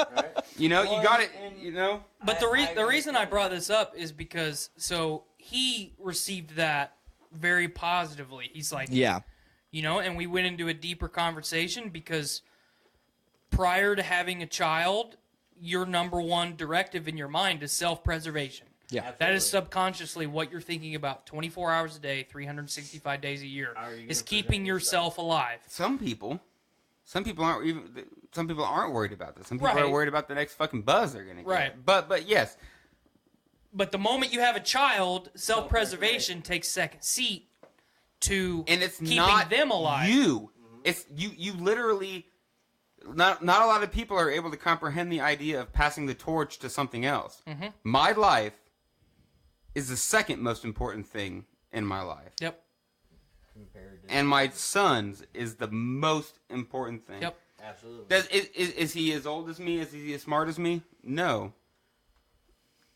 Do I think that I'm the smartest person in the world? No. But I'm going to put my fucking self on the line for this other For the correct guy. thing, this other person, this is one of the biggest things that when I grew up, what do you want to do?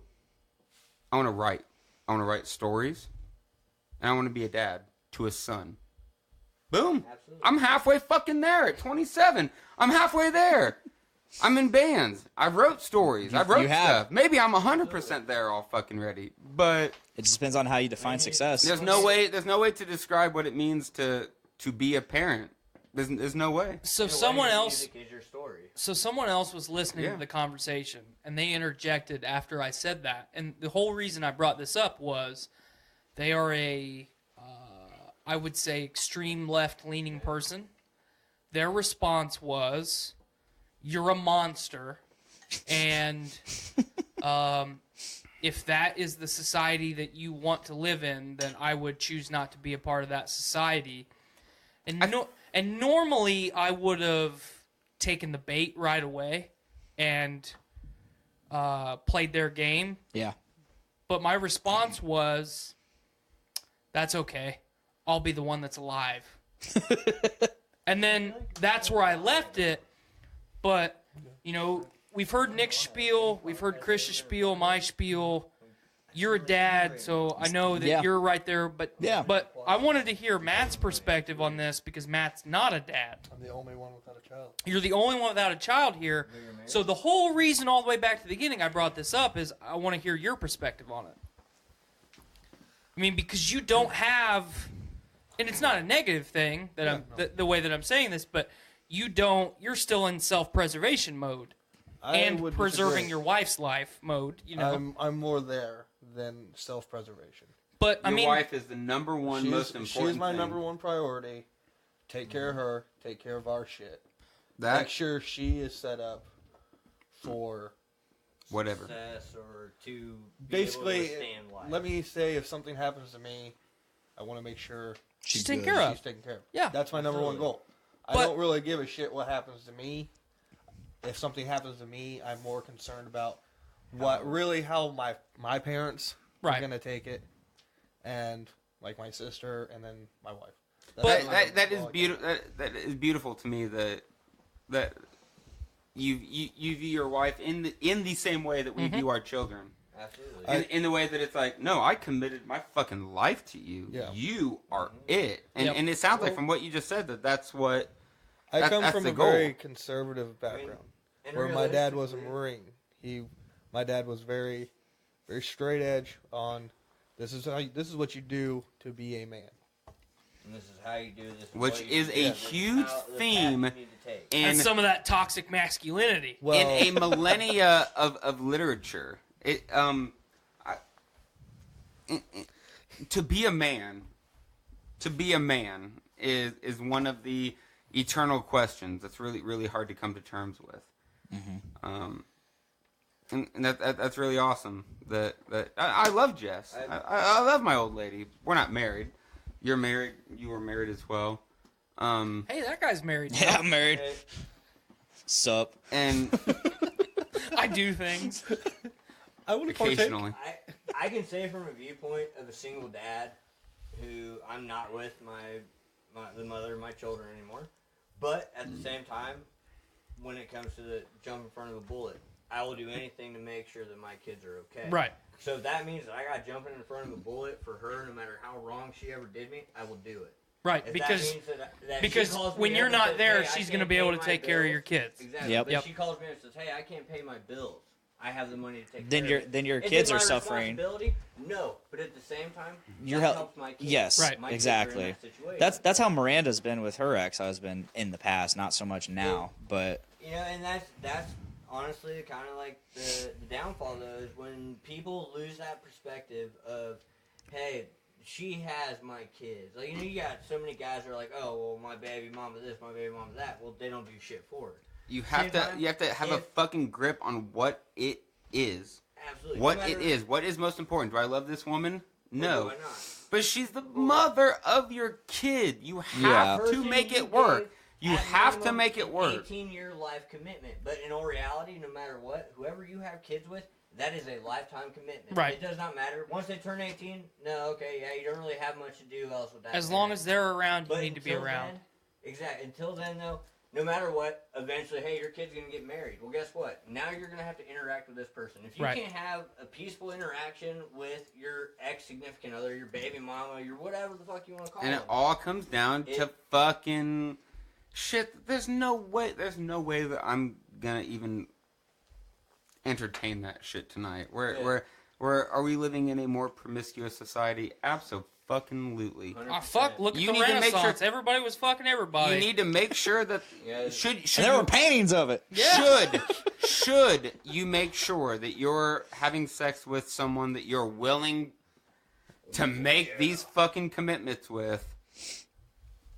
That's one thing. Well, not just that. You just need to be accountable for your decisions. Yeah. That's what I mean. If you're going to make a baby, you need to be held accountable for it. Absolutely. That's exactly what I meant by being a man. Where I've preached I'm not very accountability handy. forever. I'm not one that. Not because you don't have the capacity to be, just because you haven't had the experience. It's not something that I was really interested in as a child to learn how to do. I'll figure it out as I go along. But I'm not one that's like, oh, like if my car broke down today, I'm not going to be able to just look at it and know what's going on. Right. But good point.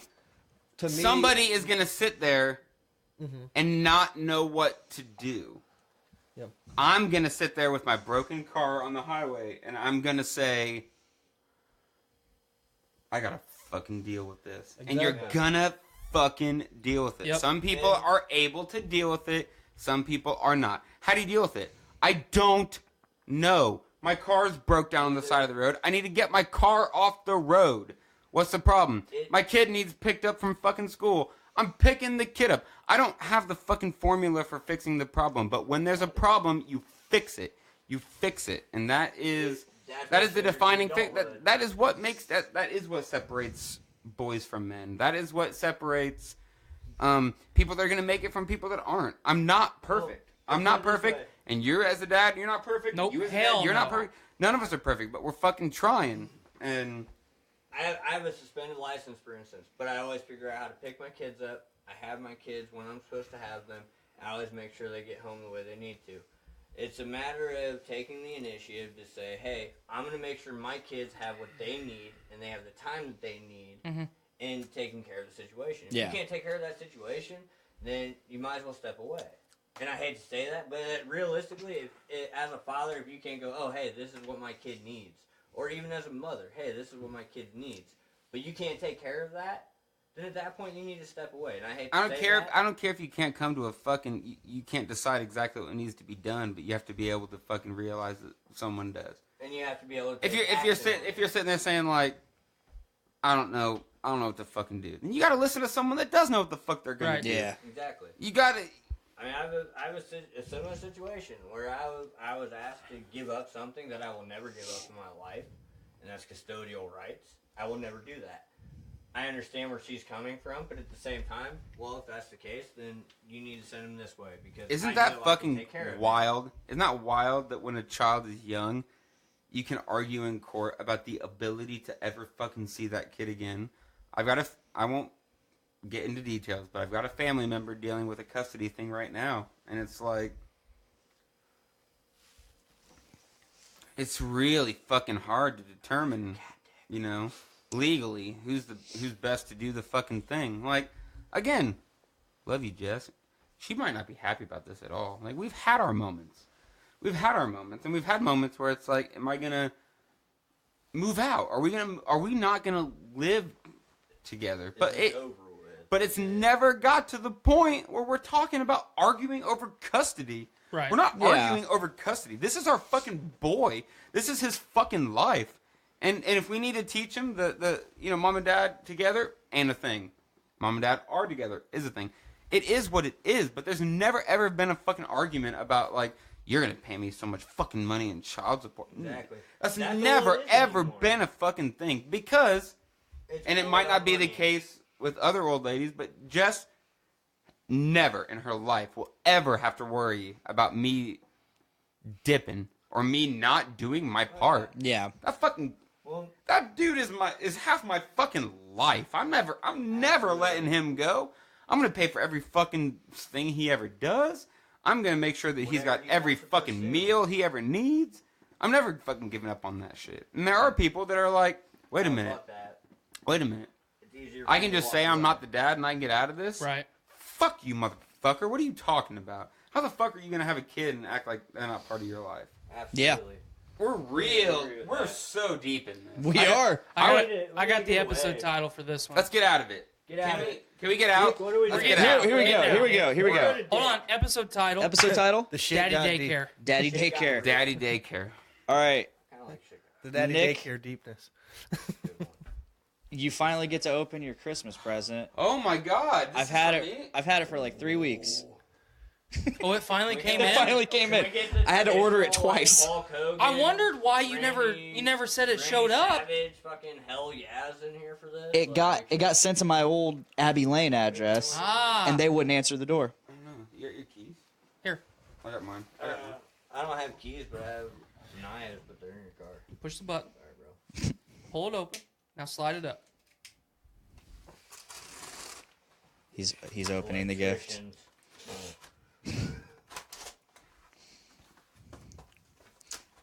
He's cutting it we're open. just gonna watch here as Nick slices open his jugular vein.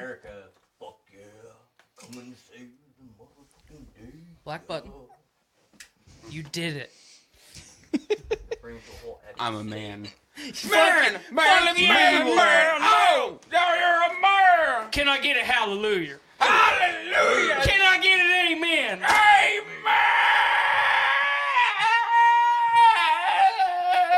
All right. Okay. Can I get a hell yeah? Hell yeah! Oh, hell yeah, brother. God damn it, Dick. Classic. That's Laserdisc. Dude, okay, so this is how this went, and I'll let Dick jump in like halfway through me saying this. But he said, "Hey, I found Wow. This is Laserdisc. Right before Christmas, he said, "Hey, I found Nick's Christmas present," and I was like, "Oh yeah." This is the most thoughtful thing I got this year. I want to say this. Brandon Stone gave me the idea. How did he know? Well, because he knew about I've told him about the whole speed on VHS thing. Okay. And he's like, dude, you should get him Laserdisc. This is epic. So I'll do it as fast as I can. I read an article, I think it was Vice, and they said that there's a dude that's collecting VHS copies of Speed. And this dude had tons and tons of copies. And his goal was to collect all of them. So I started collecting them so that if he ever wanted to be the one, he had to confront me. Fucking Jet Li. So I've got... Final boss. I think at this point I've got 8 copies. You're like in Super Mario right now. I've got 8 copies of So if Speed. he wants to finish the collection, he's got to fucking come through you. He has to go through me. And this is a big fucking part of it. So unless he doesn't care about Laserdisc, but give it to me. Give it to me. I need... This guy he has hundreds and he has thousands of copies of Speed on VHS, and he's trying to collect them all. So I want to build a big collection so that if he wants them, he has to challenge me in the open field. That is honestly a really hard one. Trial by combat. That was like my first action-packed movie that I loved as a kid. Yeah, same. Absolutely, where it was just like, oh my god. So man, this is dope. so Blaine tells me, he said, "Hey, I got Nick's Christmas present picked out," and I said, "Oh yeah," and I had kind of forgotten about the Speed thing, so I didn't come because we talked about it on the Doctor Strange thing, which I gave him the VHS for. Yep, I didn't come to that right away. I was like, oh, it'll probably be something cool. Are we doing that again? April Fools? I would like to. No, I would really We'll like see what to. happens. We'll see what Nate cooks up. But he says, he's like, yeah, I got him another copy of Speed. And I was like, oh, you got him another copy of I love that I'm part of the family enough that you know that is something I need. Yeah, of Speed on VHS. Nick needs a gift. Get him another copy of Speed on VHS. And then he That's goes, yeah, I got him a copy of Speed, but it's not on VHS. And I was like, oh, you got it on DVD or Blu-ray. He goes, no, I got it on Laserdisc. Fucking Laserdisc? What? The most obscure media format. This is definitely doing the trick for me. Yeah. Once again, I can't take all the credit. Brandon Stone, it was his idea. All right. I got an instant fucking hard on when he said that he bought you a copy of Speed on Laserdisc. Technically, I bought him 2. So I can only imagine how you feel right now. The fact that everyone gets it. I love that everyone understands that that's one of my things. It's like fucking Highlander. I feel sad sometimes. It's like fucking Highlander. There can only be one. The darkness of this Podcastrophe episode. I sometimes feel so sad that... Who is that? I don't know. I'm scared. I'm scared. I don't even want to talk. Well, I was thinking more of that Jet Li movie. The one. Yeah, that's a good one too. I like that movie. Very good movie. That fucking fight scene at the end. Super cool. I like the one where he's superb. I like the one where at the very end where he's basically just on the fucking like pyramid. Yeah, that's the one I'm talking about. Oh, is it? Yeah. He's just like, I'm gonna fucking beat all your asses, and he does. You know why? Because he's Jet fucking Li. So I have a good. He ain't no Tony Jaa though. I have a good segue. Jet Li Unleashed though. Come on, let's be real. Fair. I have a good new topic for us. Okay. So our good friend Pod Daddy Nate, the Podfather himself, brought this up on this week's JIC about more Electronic Arts controversy with Star Wars. Star Wars: The Old Republic KOTOR 3. Yeah.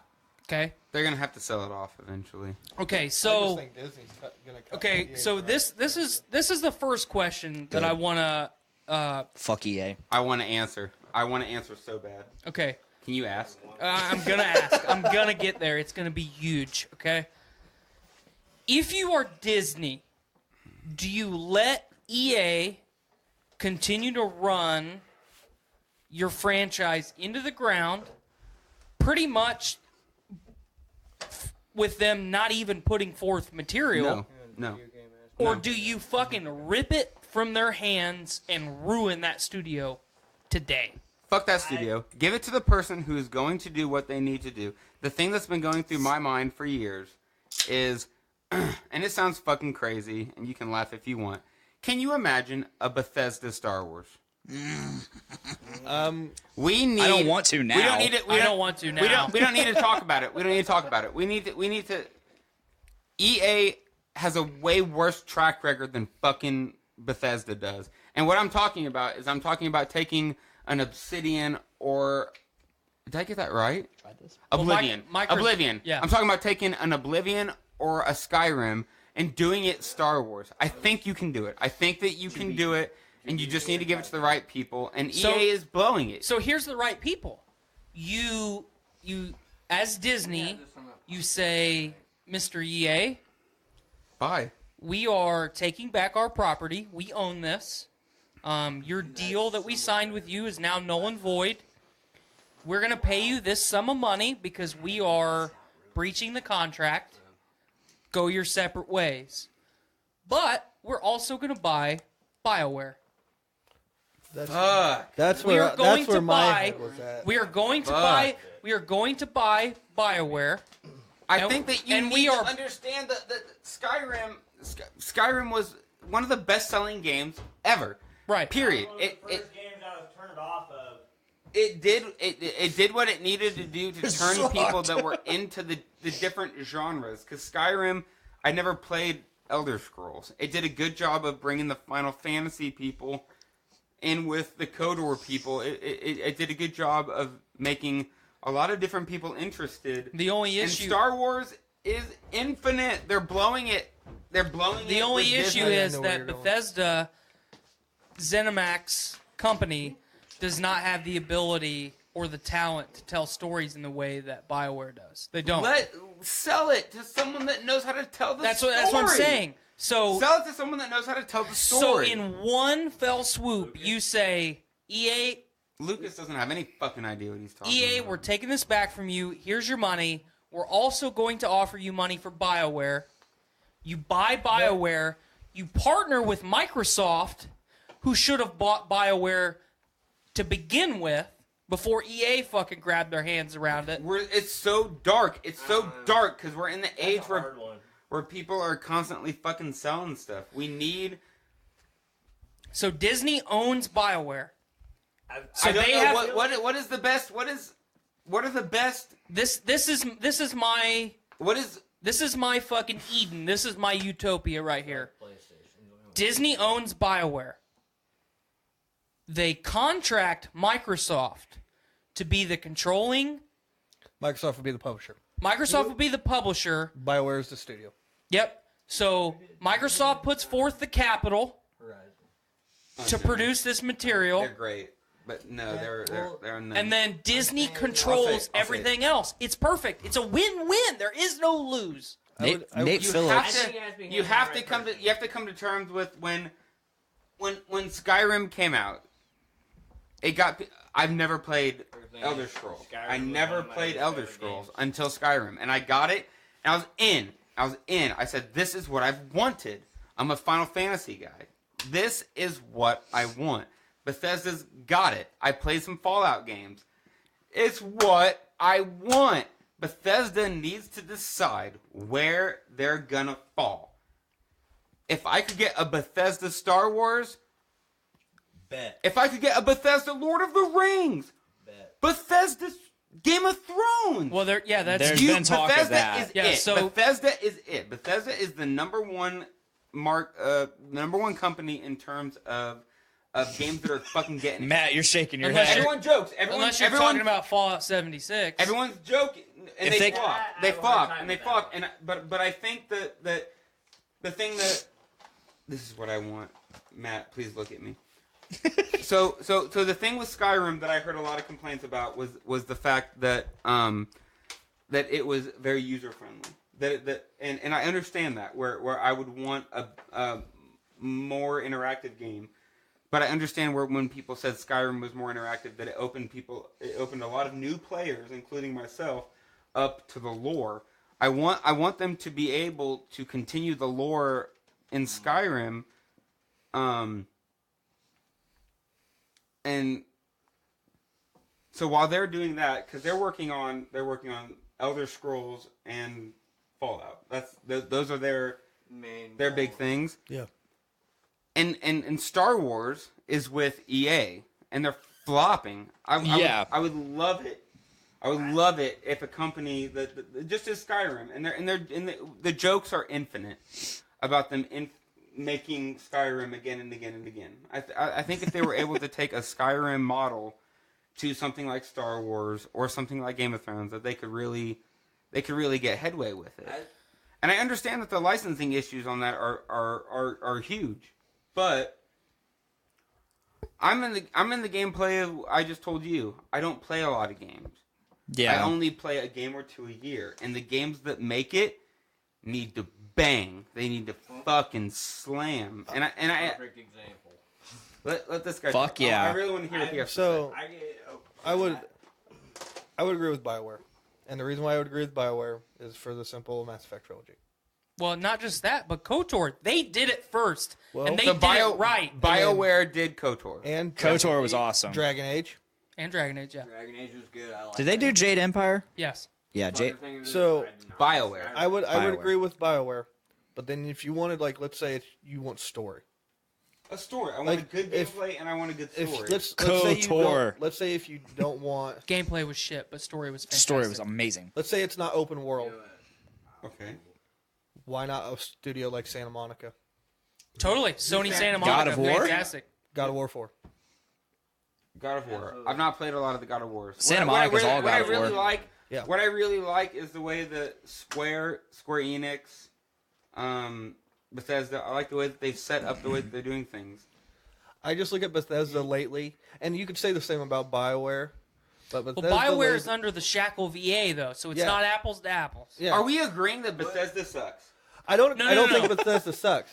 But what I think right now What is does lately, Bethesda? What does Bethesda need? Because Bethesda has put out great Fallout games. They need a put game that's not They broken. put out one good Fallout game. Fallout 4 was not a good Fallout. Fallout 4 was not very good. They need a Fallout 4 game was that's not not good. broken. What? Who did Skyrim? Bethesda. I tried to play Bethesda Skyrim, but I could never Softworks. get down with it. Really? So Bethesda and Bethesda Softworks are not the same thing. The thing to me is that part of your model on top of making a game that really speaks to the people that initially played it. Like the people that played Morrowind. Skyrim's not their game. They made it more user friendly. They made it more accessible. They made it easier to play for people that were at the beginning. I'm a beginning player. I want these first games to be very new user friendly. And that's what I really liked about Skyrim is the fact that it was the new Elder Scrolls is bomb.com. But Elder Scrolls Play Oblivion. They've been killing it for years. Oblivion, Morrowind, they've been killing it for years. So when they came out with Skyrim, I was like, fantasy, that's my shit. They're on top of it. I thought that they really, really killed it. And I just want to make sure that, because I really, really like that game, and the only complaints that I had about it were hardware issues. So I want better games. That's what I want. That's what and I've never played a good Star Wars game.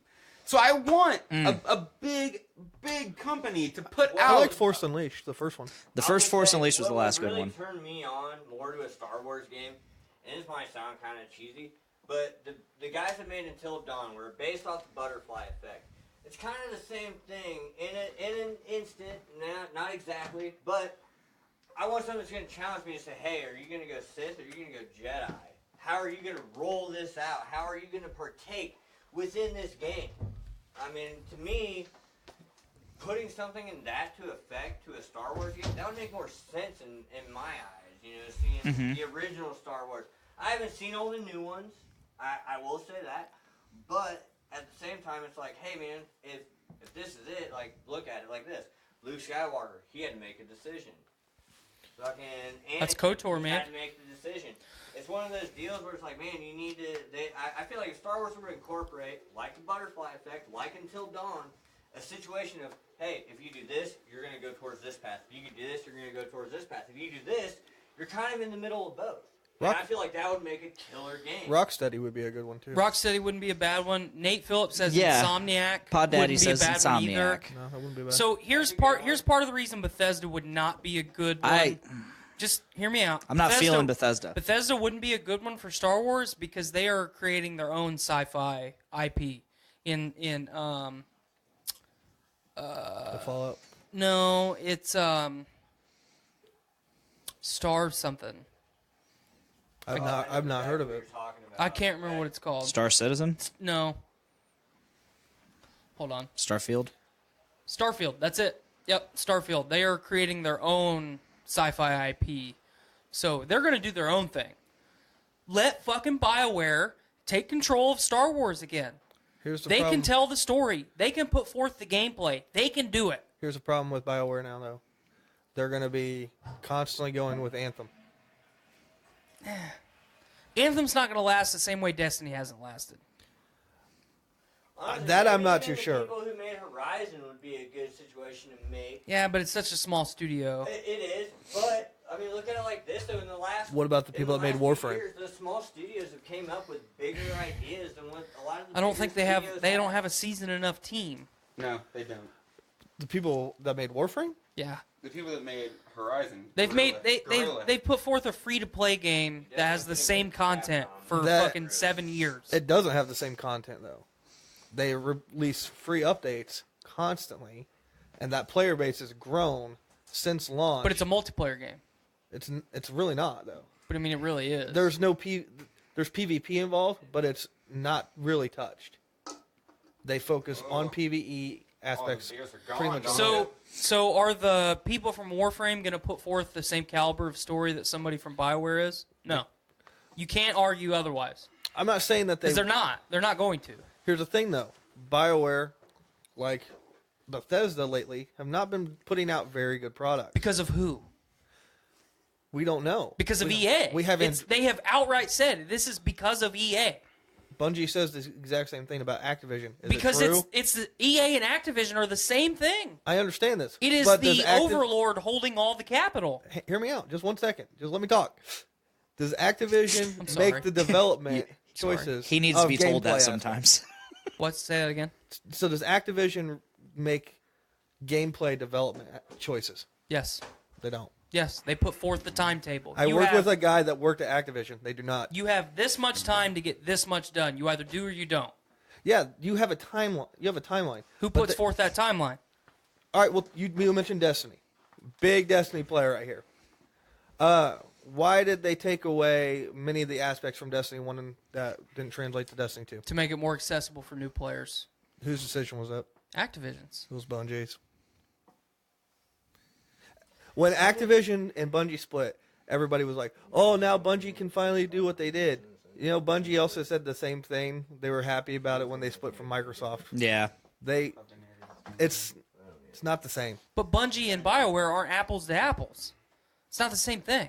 It's a similar situation, though, is what I'm saying. Would it be similar to the Call of Duties, how your Modern Warfares and your Advanced Warfares to your World War IIs? That's not the same situation. It's still two different. Bungie has never put forth a story of the caliber that BioWare has done in one game. All of Bungie's games together does not add up to one game of BioWare. I don't know. Halo 1 and Halo 2 are pretty popular. BioWare game. The story is not on the same tier. You can't argue otherwise. It's not.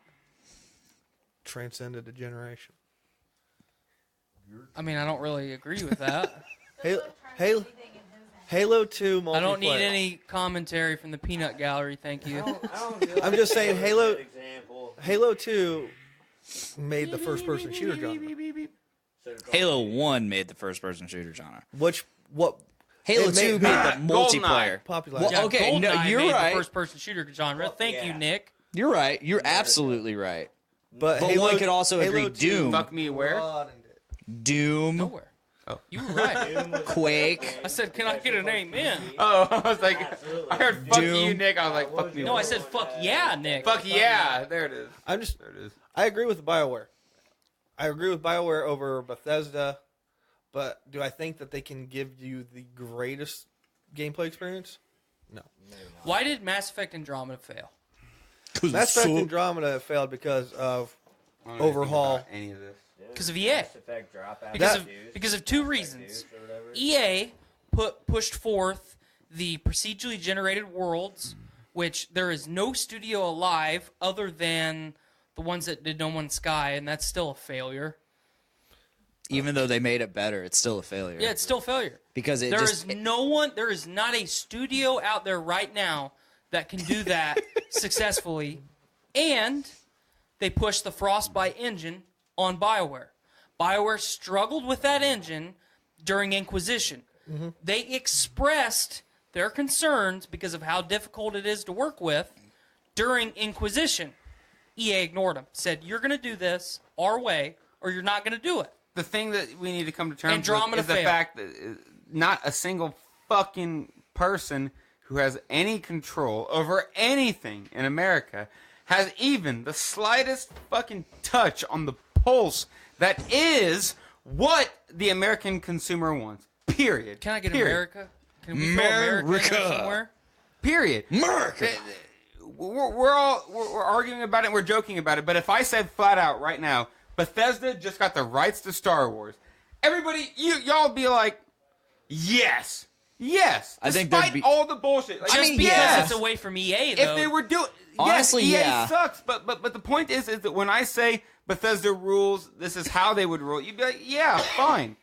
You'd be willing to concede the fact that it's like yeah, Bethesda sucks, but they're doing what they're doing well, and these other things need it. I think Lord of the Rings was doing decent with whoever they're working with on Shadow Mordor. Yeah. Those are good games. Yeah. WB, by the way. Star Wars needs help. Game of Thrones has no standing. Mm-hmm. We need to find a company that's willing to stand up and fucking do it. And I think that both Lord of the Rings and Game of Thrones and Star Wars, they've all got the ability to really drive these franchises into new directions. Mm-hmm. Because what I want I'm not the average gamer, Dick. We've talked about this. I'm a rare breed of gamer. I only play a couple games a year. You're casual. The games that I play are big ass games. Like when I say I'm playing a game, I'm talking about this better be Pokemon size, motherfucker. A big campaign. I'm talking about 100+ hours in the campaign. And when I'm not doing that, I'm doing a Mario Kart or I'm doing a Smash Bros, where it's a casual kind of just smashing. You know what, I think that there's a bunch of big names that need the representation. Personally, I love what Bethesda's done. So that's where I've been coming from the whole episode. I would love it if Bethesda was able to pick up one of these big names and do something with it. I just want somebody to do something big with. I know I've heard a lot of good things about Star Wars games. I want there to be a game that's like, dog, gotta play. The big thing is getting away from those publishers, like you said with EA, that kind of, they do nitpick at things, but like what I said is, they don't necessarily direct certain aspects of gameplay. You have to sometimes that is the developer themselves. Yes, but at the same time, if you push an engine and you don't give them another option, when they're shackled by that engine. When the guys that were making the Game of Thrones fucking show, the guy who wrote it said, at the end of the whole story, this is what happens. What do you think? And he took in their fucking story. You need people that are doing your story to do it. The fact that George Lucas is so hands off, and that like Star Wars, he doesn't own it anymore. Star Wars decisions are being made aside from his fucking approval. It's hard to grasp on. But like with Game of Thrones, it's interesting hearing the guy say like the guy who wrote it saying this is what is supposed to fucking be, and we're in a very interesting time and place where it's hard. It's hard to find the perfect balance between how to interpret literary works into cinematographic works. That's why you get Peter fucking Jackson to do it, man. Peter Jackson is my favorite, is one of my favorite directors in the world besides Christopher Nolan, and he was able to take Tolkien's work and he was able to really do exactly what he wanted, and you can still remain slightly true. You can see it when he did The Hobbit. You can see where they forced him to do it, and it wasn't the same thing. There's a reason why Return of the King was. You need multiple storytellers. George Lucas is Star Wars, but you need J.J. Abrams. You need the person to help you transform your story somewhere else. George R.R. Martin. One of the greatest. He's the greatest storyteller since Tolkien. Period. But you need somebody to help convey the story from English text to visual. You have to be able to do that, and it's very hard for people to do that. And people complained about all the things about Lord of the Rings, and you're like, are you fucking kidding? They took 50 hours of material and slammed it into 50. You know, like you take those things into consideration. I'm really, really critical about the way that people interpret artistic works. You got to do it the right way, and you got to make sure that you're giving everyone the credit that they need. And George Lucas is in the middle of his fucking bullshit. Tolkien has no say. He has no say at all. Because he's dead. Now, George Martin is very alive, and he's very much involved with his fucking decisions. It's interesting watching the way that people weave their stories, because I'm a storyteller. I'm very interested in the way that people are willing to give up what they're doing. So I have no idea how we ended up where we are. I have no idea what time it is, but it's almost 8 o'clock. I've been having fun with this. I've been having a lot of fun. Been with some good I have conversation. one more thing. I ain't gonna start season 2 of Punisher yet. I started watched episode season 1 of Punisher. What? Just I rewatched didn't have it all time, this weekend. man. I'm just now getting caught up on Game of Thrones. Okay, focus on that. Don't push me. Focus on that. That's important. I just made my wife key. watch all of season 1 of Punisher. Punisher is brutal as fuck, but I believe it. I've not watched a lot watched of episode 1 last night. I've not watched I've a lot of episode Marvel 5. TV. I don't think I've watched any Marvel TV. I haven't watched any of the Marvel shows except the Punisher. I think the Punisher is it, but I think that they're Daredevil's doing, good. I think that That's what they're I've doing heard. a very good job, and his name John Bernthal? John Bernthal? is slaying. I think John Bernthal is. He's the reason why I watched it. He's Wolverine. Nobody is ever gonna replace Hugh Jackman. Rick. No one's ever gonna replace Hugh Jackman. No one's gonna replace John Bernthal as the Punisher. Well, John Bernthal is the Punisher. Well, and that's the thing. I've kind of stood strong with my opinion that the Tom Jane. Yeah, Thomas Jane was excellent. The Tom Jane as the Punisher film wasn't that bad. Especially Wasn't that bad. No. people don't appreciate fucking Travolta's performance in that movie. So it was when a great film. Nate, a couple weeks ago on Journey into Comics, he read the top 50 Marvel movies of all time, and Punisher was like 48. Yeah, I was like, what? Well, Punisher, the Warzone did better than Punisher. Yeah. It's got some How? interesting positions. There. No, this wasn't his list. This was a list he was reading. Okay. And somehow Punisher Warzone got better than Thomas Jane's Punisher, which I don't even think the Dolph Lundgren Punisher was even on the list. No, but so I really appreciated Tom Jane. I love that fucking movie. Seeger's in that movie. Yeah, he is. Yeah. So I really appreciated that film. I mean, love Bob from the Seger. score to the for that short of a movie, which I don't need a 3-hour long Punisher movie. No. I don't. That would be excessive. That's and what we have the unnecessary. series for. You can't do it in a show. You need hours to develop the characters. Right. So, kind of, especially now where we're at in the MCU, I haven't watched any of the Punisher because I just don't have time. Yeah, no, I get it. I don't have time for all the other bullshit, but I have tried to explain to people the significance of the Marvel cinematic universe because it is absolutely unprecedented. What's the number of movies? 18? 19? 20? It's something like that. I think It's an 18's right. unbelievable Like 18. amount of We need to get there with Star Wars. Stories? We need to get there with Star Wars. And oh my goodness, Tyler. Get Kathleen Kennedy out of that chair. Yes. It can happen because Star Wars is yeah. You're trying to convey a million different fucking ideas with your Marvel shit. You can do it with Star Wars, and you can do it easier with Star Wars. There's fucking space magic. There's space magic and fucking energy weapons. They've done so Just many. do it. They've done so many fucked up movies. They do Han Solo, and they're like, "Oh, we need to slow down on Star Wars." Like, what the fuck about all the other dumbass movies that you've done for Marvel? All the dumbass movies you've done in the name of the Marvel Cinematic Universe, and you decide that Solo is the movie that you're gonna go, nope, Which nothing wasn't else. even a bad movie. No. Nick and I are fired up. We are fired up. You know how when you're watching Jeff Bezos. Oh no, you did it! You did it, you son of a bitch! Jeff Bezos is getting divorced. Yes, he Jeff is. Bezos is a piece of shit. Jeff Bezos is someone that looked at the anarcho-capitalist system and he said, I'm going to take this to fucking steroid levels. Jeff Bezos. I'm gonna turn it up to 11. He's one of the biggest pieces of shit that America has ever known. And just when you think that he can't do it enough, he goes, I'm gonna make some deals with the American government. And you're like, no! But he does it anyway. And now we're stuck in the middle of this fucking disgusting web. Triggered.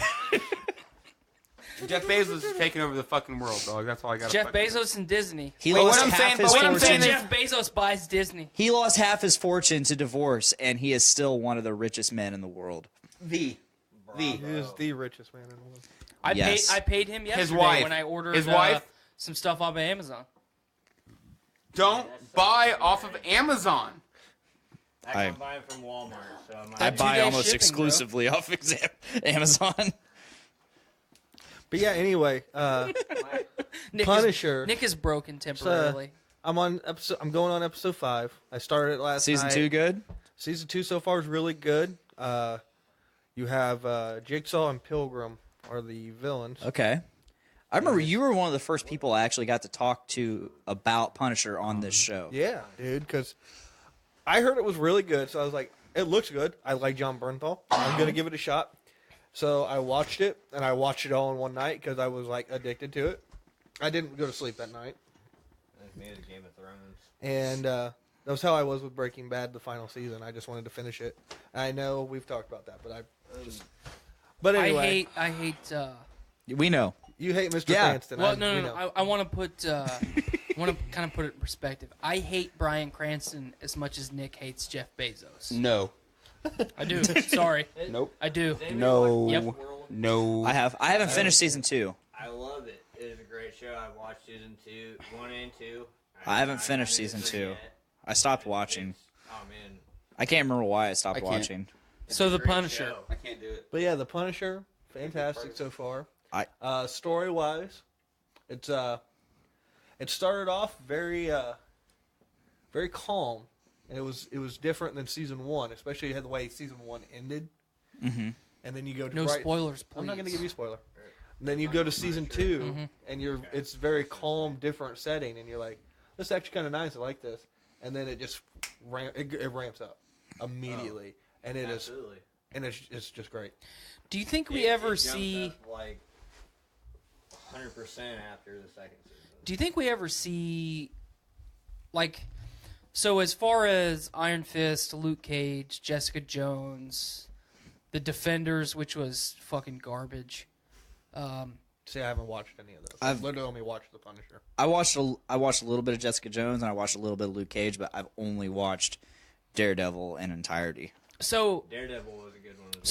So I'm glad that you brought that up because I kind of forgot about it because I also haven't watched Daredevil. I haven't either. But especially so good. Okay, so especially where the MCU's at right now, we're gonna have Captain Marvel, we're gonna have Endgame, and then Far From Home, and then as of now, that's all we've got. Yeah. Wasn't Far From Home coming out before the rest of them? No. Far From Home is after Endgame. Yeah. Yep. Okay. So we've got those 3 films, and then as far as the MCU's roadmap, that's what we've got. We don't know anything after that. We know potentially, what they're talking about doing, what they could possibly do in the future. There's a lot of talk about the Fantastic Four making their return. Absolutely love that. See, I hate the Fantastic Four, so I wasn't a fan of the Fantastic Four either. To me, they're one of the original superhero teams. Yeah. So, Absolutely. and They're known as the original family. I would like to see John Krasinski as and Mr. we've talked about that. Yeah, so I think if it'd be you're really gonna do Fantastic Four, I think Krasinski's your guy for Mr. Fantastic. Yeah. But as fans of and I'm gonna include myself in this, even though I haven't watched them, of the Netflix / Disney streaming service Marvel shows with The Punisher and Daredevil specifically, do you transition those characters with those actors into MCU 2? I'll label it. I don't think they need movies. I would. No, but here's the thing. By themselves within the show alone. No, I get it, but Spider-Man and the Punisher have a relationship. Spider-Man and Daredevil have a relationship. They do. Don't give them their standalone movies. Make more Spider-Man movies and bring fucking John Bernthal in where Spidey and the Punisher team up for a whole movie. Yeah. Because they have outright said that they're not going to have any Avengers films for a long time. They're not even thinking about it. Well, don't give us Avengers. Give us Punisher and Spidey. Give us Daredevil and Spidey. Tom Holland is... The Avengers movie that's coming is Captain Marvel, right? Say that again. That's not an Avengers movie. That's just the regular. Is that just the regular one? That's a standalone. It's a solo. Okay, it's a standalone. So, So- it's like the introduction. So don't give us big superhero team-ups. Don't give us the full team. Ensemble. Thank you, the ensemble cast. Tom Holland is still at the beginning of his contract, technically. Well, I think with what you're Get talking John about, Bernthal and Tom Holland together on the fucking big screen. That'll be good. the small ensembles are going to be the things. They're gonna continue with that. They've done that since the first Avengers movie. Yeah. Where Iron Man 3, you had for a very brief moment you have Hulk in it, and then we go to recently Thor Ragnarok. Once again, it's Hulk, and then we get introduced to Valkyrie, Loki. I think those smaller ensembles. I think the Winter Soldier. I think Falcon. the Winter Soldier and Ragnarok are the two best examples of that. You could say Civil War, but I mean that's basically just another Avengers That's movie. just another Avengers. We originally all thought it was going to be Avengers movie. Yeah. But at the end, I mean, it all plays in the part where it would just run for Captain America at that point, I in think my opinion. when it was originally announced, Civil War was an Avengers movie. I mean, it realistically is. No, absolutely. But originally, when we got you've seen the timeline pictures of like, this date. It said Avengers Civil War instead of Captain America. It did. Yep. And then when did it actually change to Captain America Civil War? Oh, I don't know. When they 6 months realized that before Captain America Civil War sounds a lot better. I mean, Like 6 months before the movie. It worked as a Captain America movie. When it came to the end of it, it was more along the lines of a Captain America movie than an Avengers movie. I mean, I guess focused you could look on at it him as more. Sums up It at did. the end, which, yes, at the beginning, the whole time, pretty much all the way up until like the last fucking, half hour, 45 minutes of that movie, it is basically, like you guys said, an Avengers movie. It incorporates everybody, where it's like, oh, this is Avengers. But at the end, it also just incorporates where it's, hey, no, this is my boy from 1940, whatever. I'm backing him up, and it turned into the Captain America movie, where they kind of made it all work in its own sense. Yeah. I'd say with what you're talking about, bringing like John Bernthal, or I don't know the actor that plays I Matt can't Murdock, ever remember his name. But, I don't either. But bringing those guys into, let's say, the Spider-Man films, I think it would be like a cool Easter egg, but not something that It doesn't. I don't think it like needs a full movie. No, I think it would just be cool. As, And don't get me wrong, I don't think that they need to be like co-star for the whole film, but having some interaction with that character. That's what I mean, like small Easter eggs. I think it would be cool. better. But I like them in their own kind of universe as like an MC, like not even a MCEU. I guess it Expanded would be. universe, It would be an expanded universe. Because but I would like mean, them to introduce people. I don't know like about you Blade. guys, but when the Disney streaming service launches with all that shit on it, I'm gonna have it. Yeah, period. I mean, Well, I would like sorry I said, about ya. I'd like to Star see Wars. them do that more. I'm curious to see how with Which like is Blade. stacked. Star Stacked. Wars is stacked. Are they gonna follow all the separate? They're different they're types of moving it, or on. what? They're moving on. They're doing 2 different series. One of which is it's got the guy from David Rogue David One, Benioff Rogue and One, D.B. Weiss. the guy from Rogue One that teams up with the girl and they both end up dying. He's the slum Diego fucking. Luna. It's a story about him, and guess who is one of the guys in his show? The guy who played Oberyn Martell. Oh shit! Bravo fucking O. Wait. Bravo. I thought he was playing the Mandalorian. he is. So they're connected. It's hard. Okay, so they're mixing it. They're mixing it That's cool. because the Mandalorian is one thing, and it's Which is another the one thing. I'm They've got excited two Star Wars movies shows coming off the bat, and the thing to me is like, yeah, you don't need to make bullshit shows. I like your fun shows. I like the stuff that you guys come up with. You don't have to do Star Wars all day long. Well, like, Absolutely. when Brandon and I first tried to launch the podcast Menace, one of the things that we were going to focus on week to week, or kind of month to month, I guess, was like really important characters from the EU that no one recognizes. It's hard to try to give people a clear stance when there's not a clear stance with the company. Mm-hmm. So a character between the expanded universe and the stuff that they accept as canon, it's super hard to understand. But like we all fucking know, spoiler, like Maul is in. Yeah. Grand Admiral Thrawn is in. Yep. Like they are saying that these big fucking characters are in, and you have to let them do it. But I don't know how they've held on. You're laughing, Dick. I don't know how they've held on. I'm laughing because I agree. Because they've got this Star Wars. What are we talking about? A Star Wars TV show that is live action. We've been waiting for this since 1978. This is a huge fucking deal. And the fact Christmas special. The fact that Disney's got the money on it, because you're looking at the next best example is Thrones, who are saying 10 to 12, upwards of 15 million an episode. And you just know that it's fucking there. Because they get that the Game of Thrones mythology is there. I'm excited that Disney, no matter what the fuck they're doing in terms of their movies, they understand, like, Solo flopped. Sure, that's our own fucking fault. Right. This is Star Wars. This is the most important thing ever. This is as important as Lord of the Rings. This is one of the most, unless they were able to find a way to sexualize the Bible.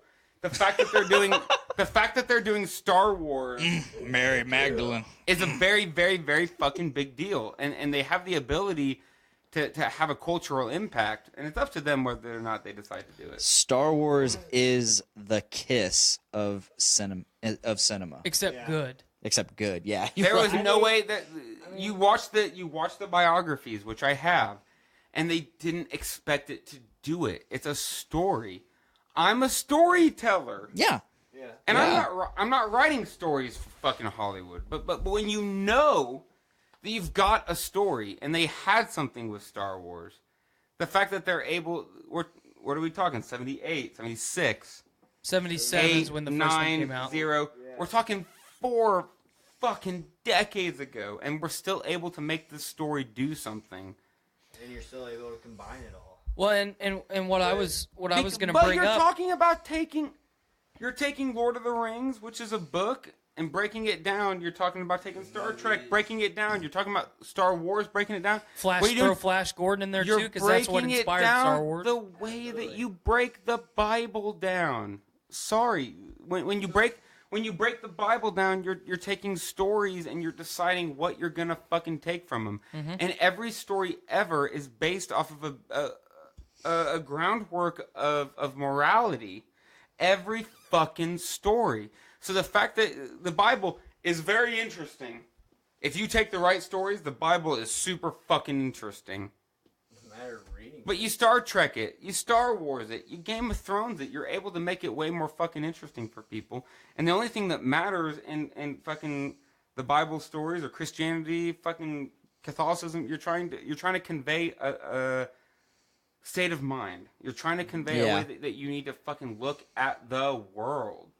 And you didn't think it was going to get to this point. But I base my life more on the ideas of what Luke Skywalker would do or what Frodo Baggins would do. Yeah. More so than what Jesus would do. I base it on these characters. Or what characters. Would have done Jesus, tight, good story. Yeah. Great story.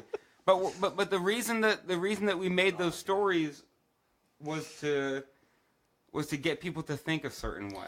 Well, and that's kind of what I was gonna say, because you have characters like Dash Rendar.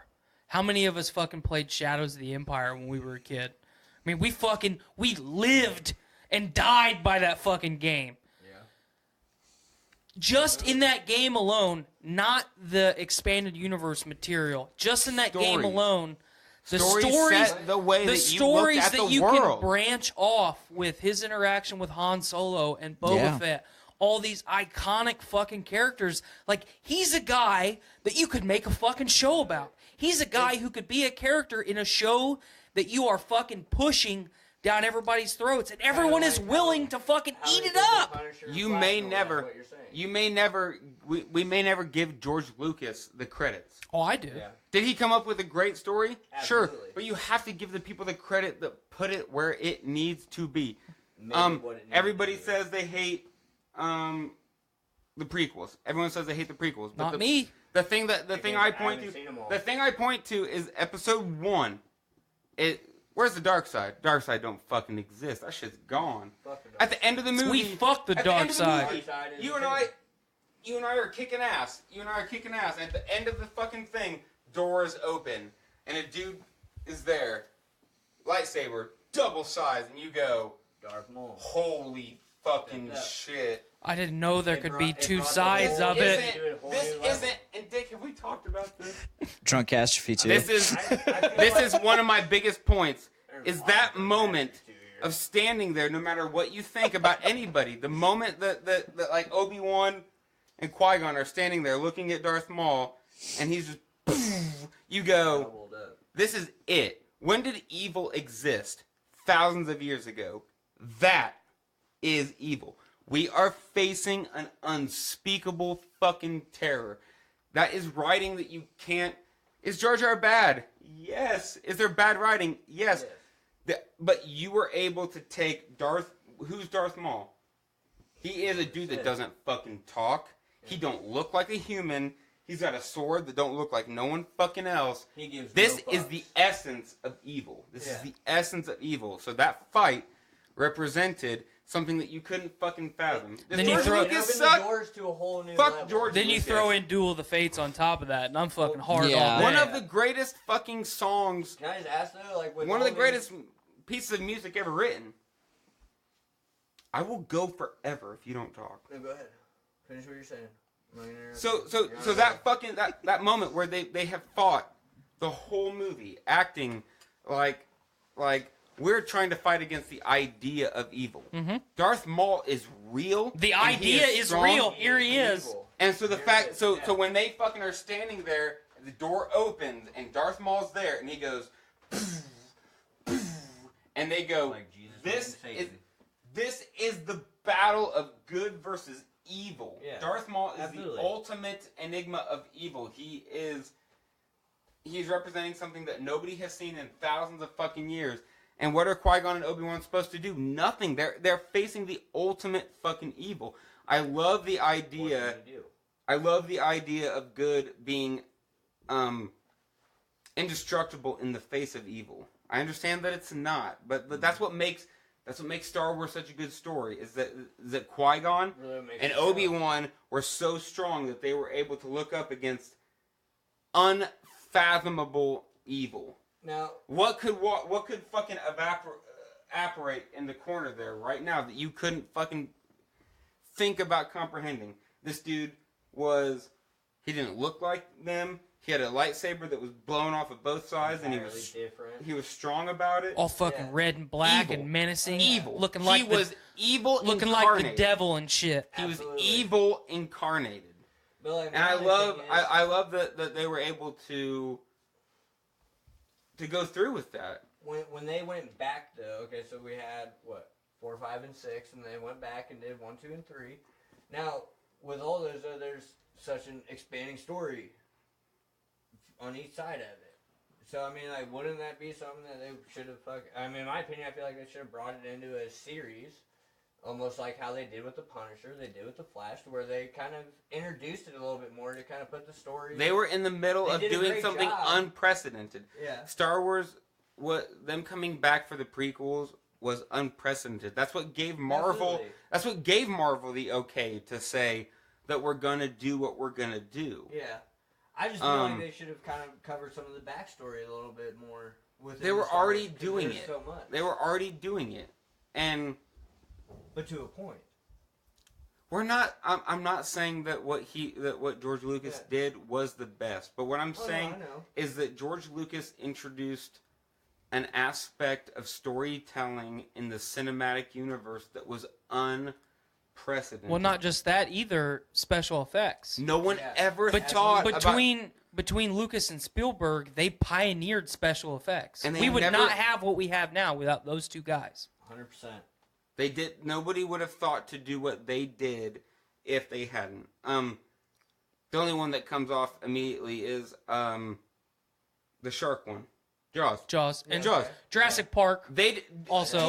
Yes. Jaws. Jurassic Park. That's what these guys did. On top of doing those things that were more easily accessible, they did this space stuff. And no matter what anyone says, I know you get it. It's hard to explain to people. Star Wars changed the way that cinema worked. Absolutely. And it's hard to because no one was making money. Maybe, but Mark didn't make money. Carrie didn't make money. They put out the movie and it blew up. And it was well, look at fucking Harrison Ford. He was a carpenter. Yep. He was a carpenter on the set, and they said, "Hey, you want to stand in for this shot?" Or, sure. Hey, can you play this part? Fucking absolutely. Read a couple of these lines, dude. I mean, see where it goes. This fucking guy's incredible. It's incredible. Stories are. I'm very keen to stories where people are talking about how stories have evolved. Split together. And I understand that the stories that I want to tell are not necessarily original. You know, they're not necessarily things that people are going to hear and say like, "Oh, I've never heard these fucking ideas before." But it's very interesting to look back to people, and no matter what they like, it's interesting to say that whether you like it or not, Tolkien, Lucas, Spielberg, all of these dudes changed the way that movies worked, and whether or not you like the way that no one understands that movies, 2019, movies are less than 100 years old. Like, the way that we do things is very new. So Planet of the Apes was a good example of it too, though, in my opinion. I mean, they took a storyline that was shit for many years. I mean, if you watch the originals, they were decent, but they were never great. But I mean, they took it to a whole new level, and it's the same way with Star Wars. In my opinion, they took Star Wars to a whole new level. And whether you can respect the storyline and the way that it was done and all that, and if you understand the backstory, you take it how it's perceived. You take it for what it is, and what a lot of people don't realize is that a lot of the greatest stories, Star Wars, Lord of the Rings, Game of Thrones, they all base around the idea of rising against the power, and they have a very hard time trying to separate from what we're doing. And I personally, as a knowledgeable person, I come between arguing against the powers that be and acknowledging the powers that be and just saying that it is what it is. Yeah. You know, I'm a storyteller, and I really appreciate what people are able to do, because the way that you really convey your ideas is to sneak your story in. Yeah. Do it subliminally. If it's way too upfront, it's hard for people to understand. You want to sneak it in. So yeah, Punisher's good. Yeah, dude, for real. Yeah, Punisher's great.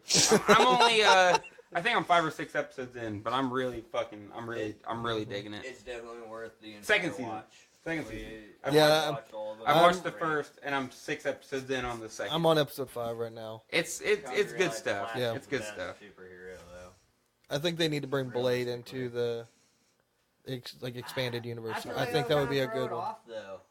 Yeah, I'm good. I'm good at this point. That's a way different storyline in a way. I mean, he's fighting vampires the entire time. I mean, how many you see Punisher fighting vampires or anything? Not really. I mean, it makes sense. I get where you're coming from, but I feel like it'd be I mean, I guess you could bring in Morbius.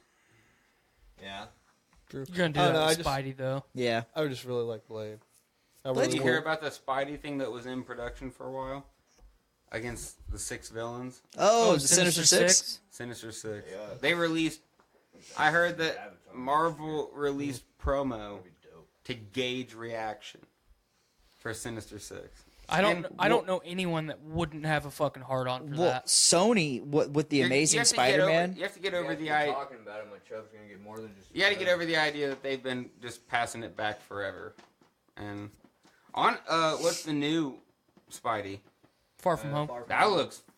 And Jake Gyllenhaal. Yeah, who would have thought fucking Jake Gyllenhaal, man? I would have never expected the one that was him to be supposed Mysterio. to take over for Tobey Maguire as Spider-Man. When he fucked his back up. The only thing I remember, and I hate being this fucking dickhead, and everyone's gonna laugh, but I remember Jake from Donnie Darko, and I remember how much he sold the character. That's what I fucking care about. I want you to sell the fucking character. And they did a good job. I want to be entertained.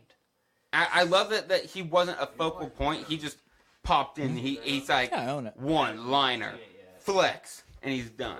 And I like that. I like the... Flex. Yeah. Tyler, Chris over here is asking about Venom. It's one I have not seen yet. It's one I've been curious about. Is it... Hold on. Is it MCU level? No. Hold on. Let me ask this question. Is it the best DCU thing? No. Possibly. Did you like... I don't count Nolan's stuff as DCU. Nolan was in a fucking... What are you talking about? What are you talking about? DCU. We're talking about Venom. Okay. So I said... So what I was getting at is that I really liked Venom. But what I was also We implying... also really liked Venom. I was implying that it didn't match up to Nolan... But Nolan's films are not to be classified as DC or Marvel movies. The Christopher Nolan Batman movies, here it is, let's fight, They're badass. are masterpieces. The first two are awful. Absolutely. Awful. Awful. I don't get it. I don't get why he rises. I fell because it was entertaining. The Dark Knight was not entertaining. I fell asleep. We've been over this many a time. I gotta say, out of all the Batman films that I've seen fucking all of them in my lifetime, and Christopher Nolan's were some of the best ones I've ever seen. His storylines, they kept you intrigued. Christian Bale was an awful Batman, and the fact that Ben Affleck looks better as Batman than Christian Bale does, that is all I need to say. For what it's worth, then, and if anyone remembers what we were talking about, when I'm done talking, pick it up. I'm going to say real quick. Christopher Nolan is a fantastic director. Absolutely. Best director alive. Absolutely. I would say.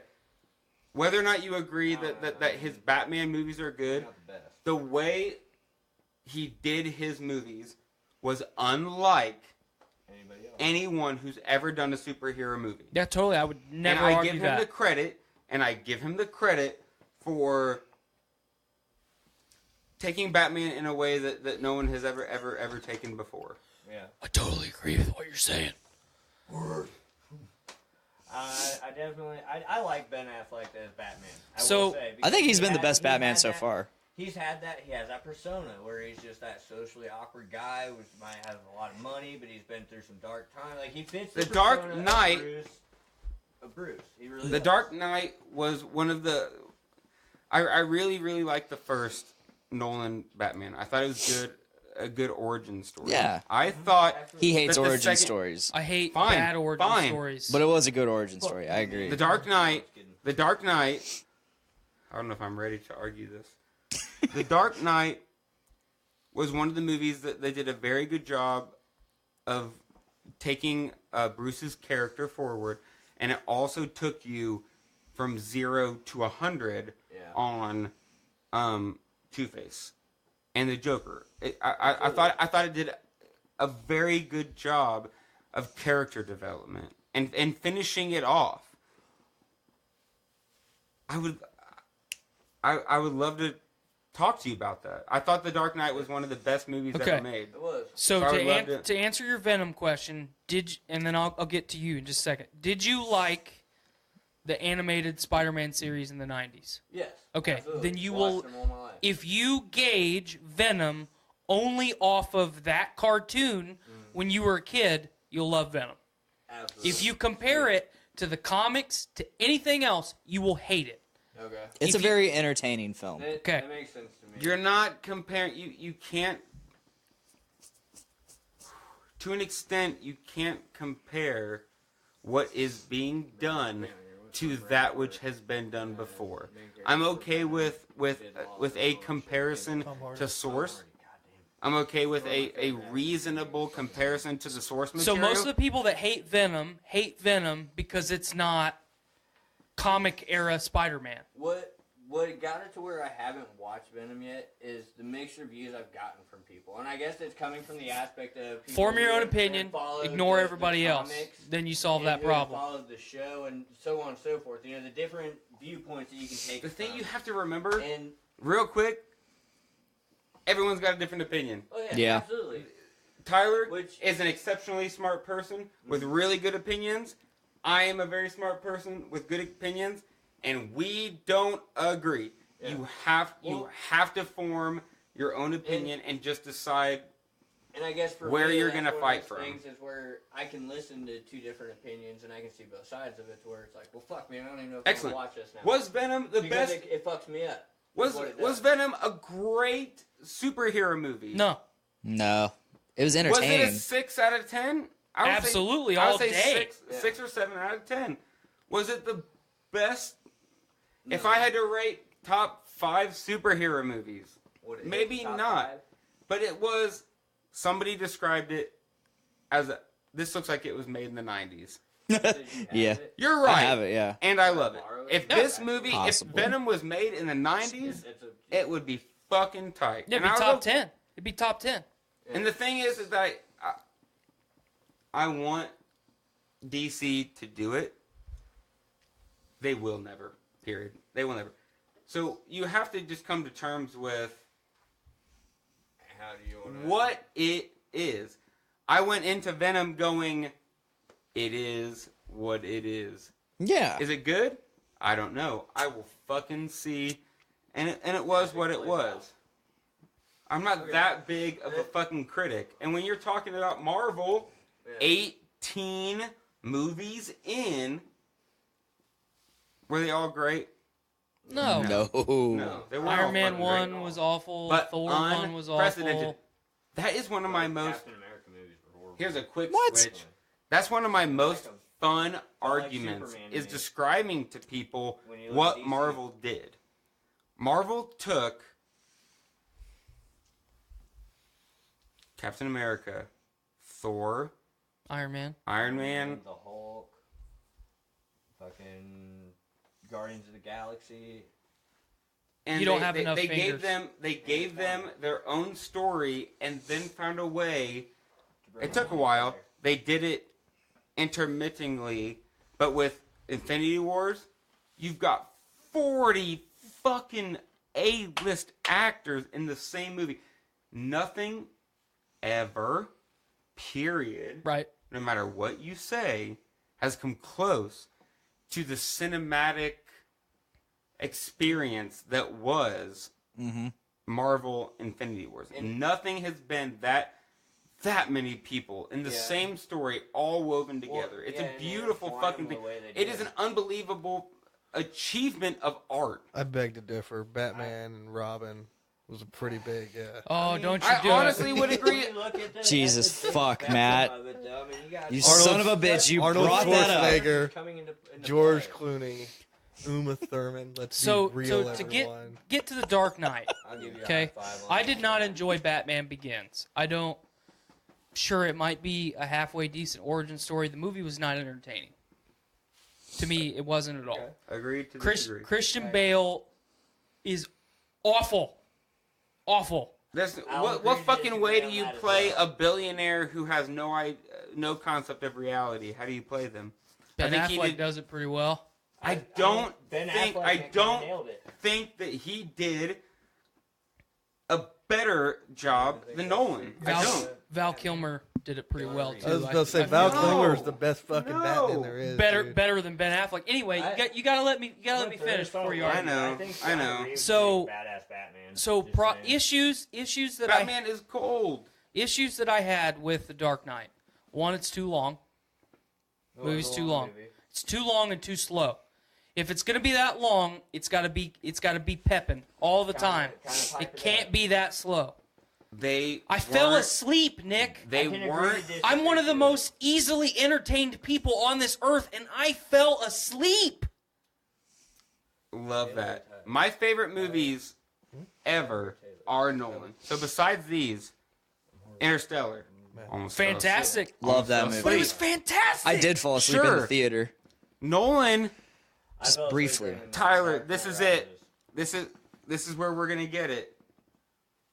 Christopher Nolan is writing stories that aren't to be interpreted off of the first fucking thing you see. When you look at Begins, Dark Knight, and Dark Knight Returns, you're supposed to be looking at it as a big picture. And Okay. You got I'll to evaluate it as one big picture.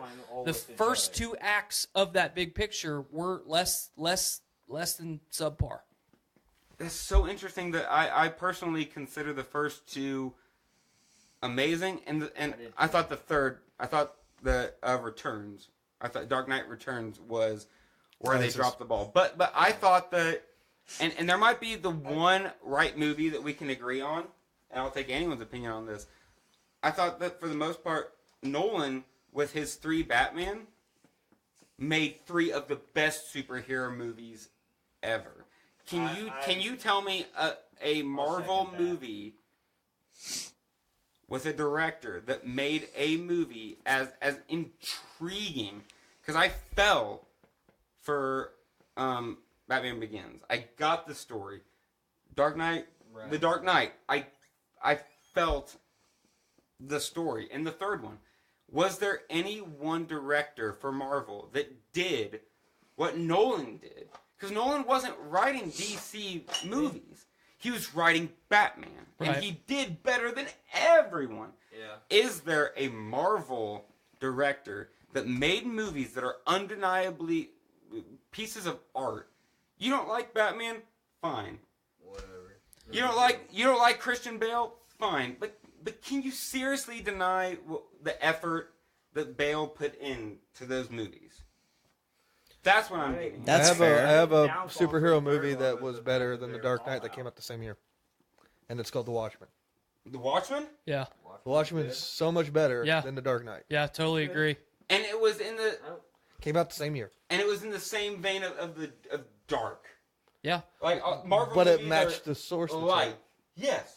I that's what I love about DC. Is the darkness. I would say, as far as Marvel movies go, I would say James Gunn and Guardians of the Galaxy. That's the best Marvel movie put forth thus far. Absolutely. Are you guys Nolan fans? I am a Nolan fan. Yeah. So to finish, so when you look at his discography and you see Batman, in my head I go, yeah, dope. Fuck yeah, dude. You did these movies, and you did Batman, and you did a good job doing Batman. Because Christopher Nolan, Memento, Inception, oh, man. Interstellar, mind-fucking movies. And he did a Batman mind-fuck movie with The Dark Knight. I like the way that he did that. So, to finish up the reasons why I didn't like The Dark Knight, I thought the pacing was too slow. So that's a better way to say it than I initially said it. And too much Bryan Cranston. Pacing was too slow. Maggie Gyllenhaal was Maggie awful. Gyllenhaal. Totally awful. Awful. They should have kept Katie Holmes. Anyone other than Maggie Gyllenhaal, and I would probably like that film. Fucking it was Tom awful. Cruise. Can we agree that what was the first Marvel movie that was a serious movie? Iron Man. Yeah. Because when you watched Batman Begins, they were serious movies. Yeah. They weren't your typical superhero movies. They were dark movies with a darker sense. Punisher. Yeah, The Punisher was the first one. That was serious. The movie. Yeah. It was dark. I mean, maybe Daredevil, Ben Affleck, Daredevil. We don't need to talk about that. But so pacing, Maggie Gyllenhaal. I don't mind that movie. Really appreciate. Obviously, Two-Face and the Joker. I think they not the best rendition of the Joker ever, in my opinion. But I think they did a great job, and fucking Two-Face nailed it. I thought they nailed it. Two-Face was great. Heath Ledger's Joker always will be second to Mark Hamill. You said second. I'll accept that. Yeah, I mean, he's the second best iteration we have. What would you put in front of Heath Ledger besides Mark Hamill? I think that Mark Hamill's Joker made it so I will never accept anyone that does not put forth the level of performance that Mark Hamill did. I fight for the idea that the guys who did specifically the newest Avengers, that's the Russo brothers. 3, right? The Russo brothers. Mm-hmm. They did it. I do not have a complaint. I think that they did a fucking amazing job of bringing all these people together. And I think that Nolan did a fucking amazing job of bringing forth those characters that he was working with. And that's where I would put it. I would say Nolan's entire performance against the Russos in the most recent. Because I didn't like the second Avengers. I thought it was garbage. I did too. Thank you. Ultron's terrible. The first one. I agree with The first one, mind-blowing. Well, it was it. It was it. I'm waiting. It's mind-blowing because it was the first of its kind. If you go back and watch it now, it's honestly not a good But you've got it. You've got There's it. parts of the that point film, is, though, that are still the best in the the series. point is that they did things that no one had ever done. And that was only ever followed up by what the Russo brothers did in 3, which was an amazing feat. And I think that what Nolan did, Nolan wasn't trying to make the Justice League. Nolan wasn't trying to do that. He was just doing Batman. He was doing Batman. And I think that he did the justice in terms of, like, he looked at Batman and said, I want to do a Batman story. And he did it. Not many other directors looked at Captain or Thor and said, I'm going to do this character justice. Is Christian Bale the best? I won't say that. Is Christopher Nolan, did he do the best Batman interpretation? Yes. Absolutely. Yes, he made it the darkest. He did the best feel. Did Christian Bale do the best? No, not necessarily. But I like that in these movies that we're trying to really humanize some of these characters, and it's hard to get around Christopher Nolan. Christopher Nolan does an amazing job of making you believe in what these fucking characters were doing. Believe in the world he makes. I'm not saying that Batman's the best guy in the world, but Christopher Nolan did a good job of making him. James Cameron.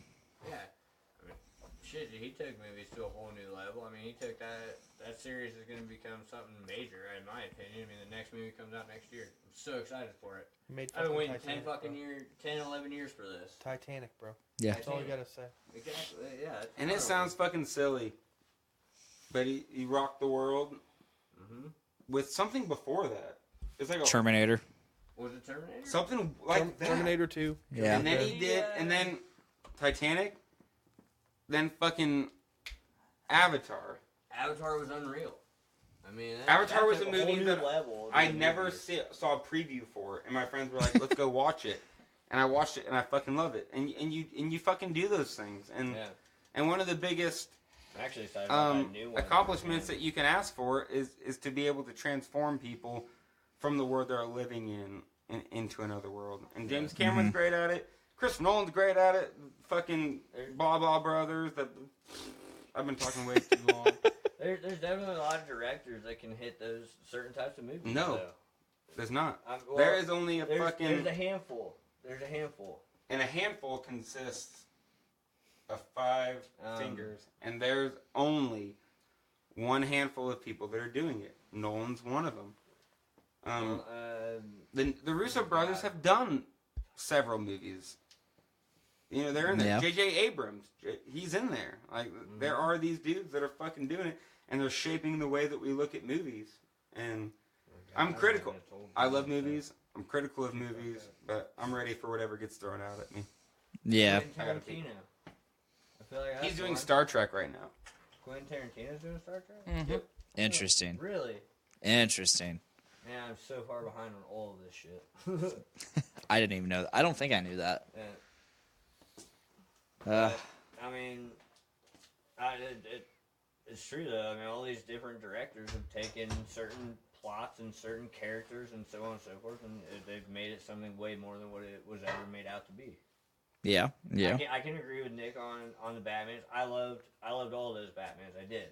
I did too. Because the storyline was taken to a whole new level compared to the old ones, compared to when they tried to mix it in. Batman Superman was a horrible movie in my opinion. I like Ben Affleck as Batman. I liked like he would have been a good choice for a lot of the Batman movies because he just has that personality. He does the duality really well. He does. I feel like Keanu Reeves would kill that part too, though. John fucking Wick. I really do. John fucking Wick. I liked Batman versus Superman. It was good. Is it a good movie? No. To me, the ending killed the entire movie. Is it a bad movie, though? Absolutely not. No, the last you're 30 right. minutes of that movie killed it for me. I thought it was good until about the last 30 minutes. It just has too many plot holes. And it too many loopholes, too many twists and turns where it's just like, oh, dude, are you... It was just very poorly written and directed. I think it was more poorly edited. I think that goes in hand with the director. I didn't like Justice League either, though. I like Justice League a lot. I was not a fan. It didn't grasp my attention like I thought it would. I thought it would really grasp me a lot more, and it just kind of put me off. Where I'm like, man, I don't like how this is playing out right now. And I guess that's maybe what turned me off. Maybe I need to suck it up, watch it again, see what happens. Because, I mean, honestly, I did the same thing with Game of Thrones, Justice League. Where I would watch the first episode, I'd fall asleep at Game of Thrones for the longest time. Dude, years I did So did his wife. And then finally, dude, it was... Let's talk about Game of Thrones. 3 weeks ago, Game of Thrones Season 1. I went and bought Season 1 and 2. They didn't have 3 and 4, which are the 2 I'm missing, of course. But I watched 1 and 2 all the way through. I've watched them both twice now, just so I can make sure I didn't miss something. Yeah. And now it sucks because I have 5, 6, and 7, but I haven't watched 3 and 4, so I can't watch 5, 6, and 7. Horrible. Horrible. I would just pony up the $10 a month and get HBO Now. It's 15, not 10. 15, yeah. But at the same time, when I get paid, if I can find 3 and 4, fuck it, I'll buy it. Unless I can find something and be like, hey man, I got it. Keep hitting up disc replay. Disc replay? Keep hitting up disc replay. They'll have it. Yeah. Well, see, because I found 1 and 2 at Walmart. The disc replay. Go to disc replay. Like, the special edition ones, I got them for fucking like $15, $20 a piece. I was happy with that. And Blu-ray. Score. What you want, Nick? Anything. Really. I feel like we've been going for a minute. Should we call it? We have been. Yeah, we're at almost 3 hours. Let's call it. Are we really almost at 3 hours? Yep. Holy shit. I'm giving you a Miller Lite. Oh, the dust is Yeah, we're going to go ahead and wrap it. Let's call it. It's been a good episode. Dick, thank you for having me. Of course, man. I appreciate it. It's good to have you on again. Definitely more talkative. Matt, as always. Co-host extraordinaire. Say your thing. Nice meeting you, bud. I'm Matt! Is that what you meant? Yes. Alright. Nick, we got to make this happen more. I know. And coming up this April for Game of Thrones final season, it will be happening more. Yes, I'm excited for that. The Game of King Chairs. And I'll be on there. Podcast. I'm trying to reread the books. Yeah. So that I can provide that additional context. Maybe. That'd be awesome. We're gonna have a revolving cast. We'll see what happens. I've never even watched that show. Game of Thrones? Yeah, he used to like my Game of Thrones memes whenever I'd post them. Hey, memes I went to talk to him about it, and he'd be like, "I have no idea what you're talking about." Yeah, I'd be like, "What? I thought funny picture. you were totally into this because you like every single Game of Thrones meme I throw out there." But no, Game of King Chairs podcast is coming this winter or spring, the third winter, mud season, and wow. Fallout, man, you gotta be ready for it. Yeah. Well, I haven't even said thank you, Tyler. Well, finish up then. I'm glad to be here with Tyler. Thank you, Tyler. I'm glad to be here with you, Nick. I wish I could talk to Tyler more. You too, man. This is definitely a very fun podcast. Oh yeah, this show's always fun.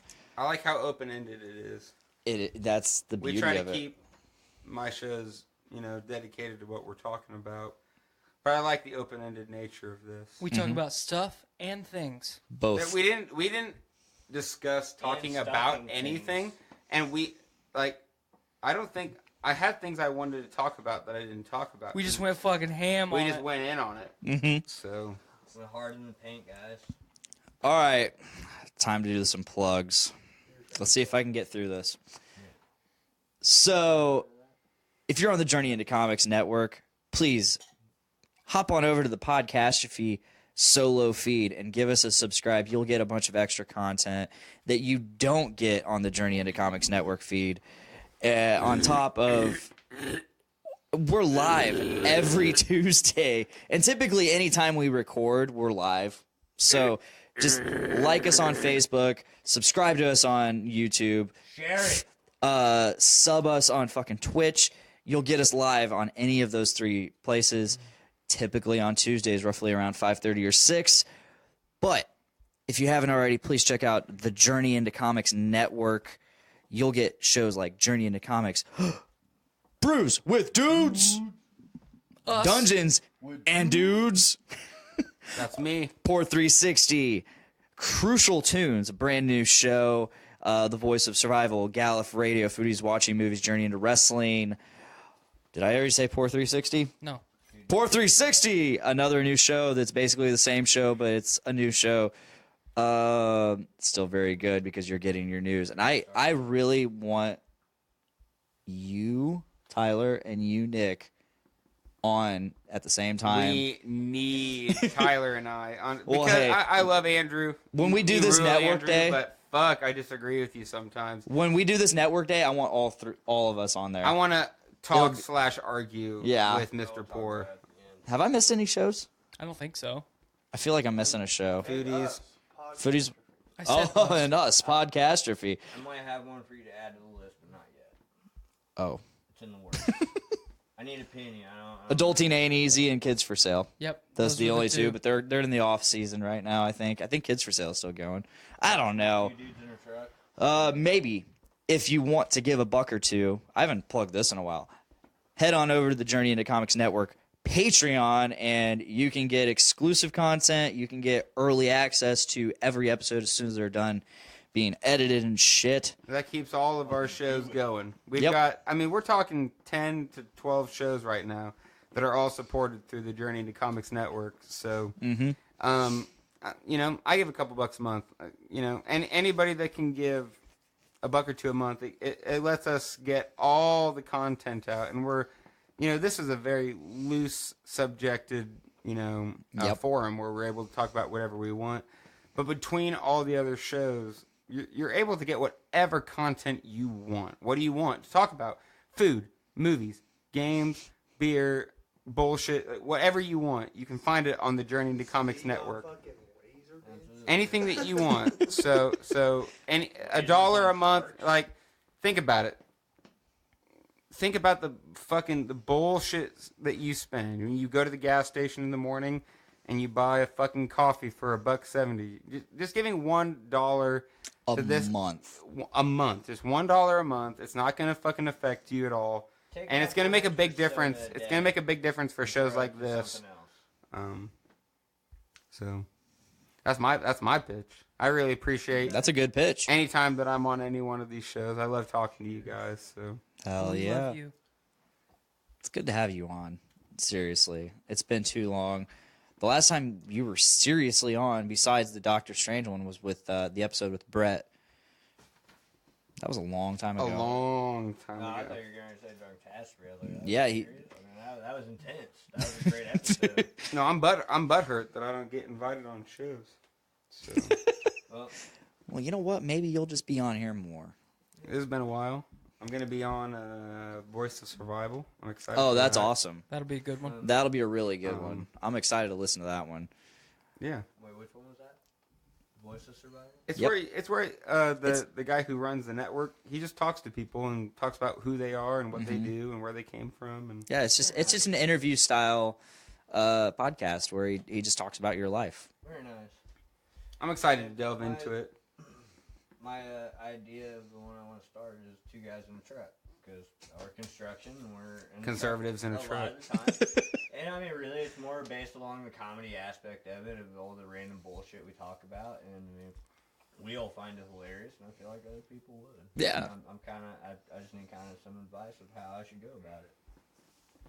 I don't really know how to do a podcast in a truck. I mean, it just kind of throws me off. Yeah.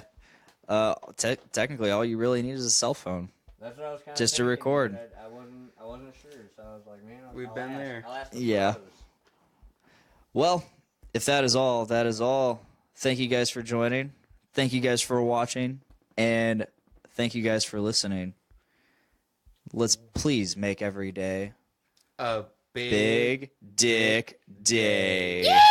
Oh, ow! My energy! My energy! Oh! It's coming from my pants! It's coming from my pants! Man, give me the hell yeah! Let me go hell yeah!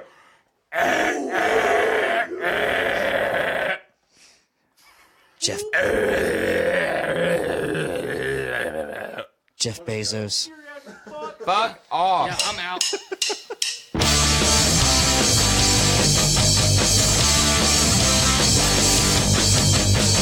Woke up this morning with my dick in my hand. Girlie's to the right of me, just like I planned. It's gonna be a big dick day. It's gonna be a big dick day. It's gonna be a big dick day. It's gonna be a big dick day.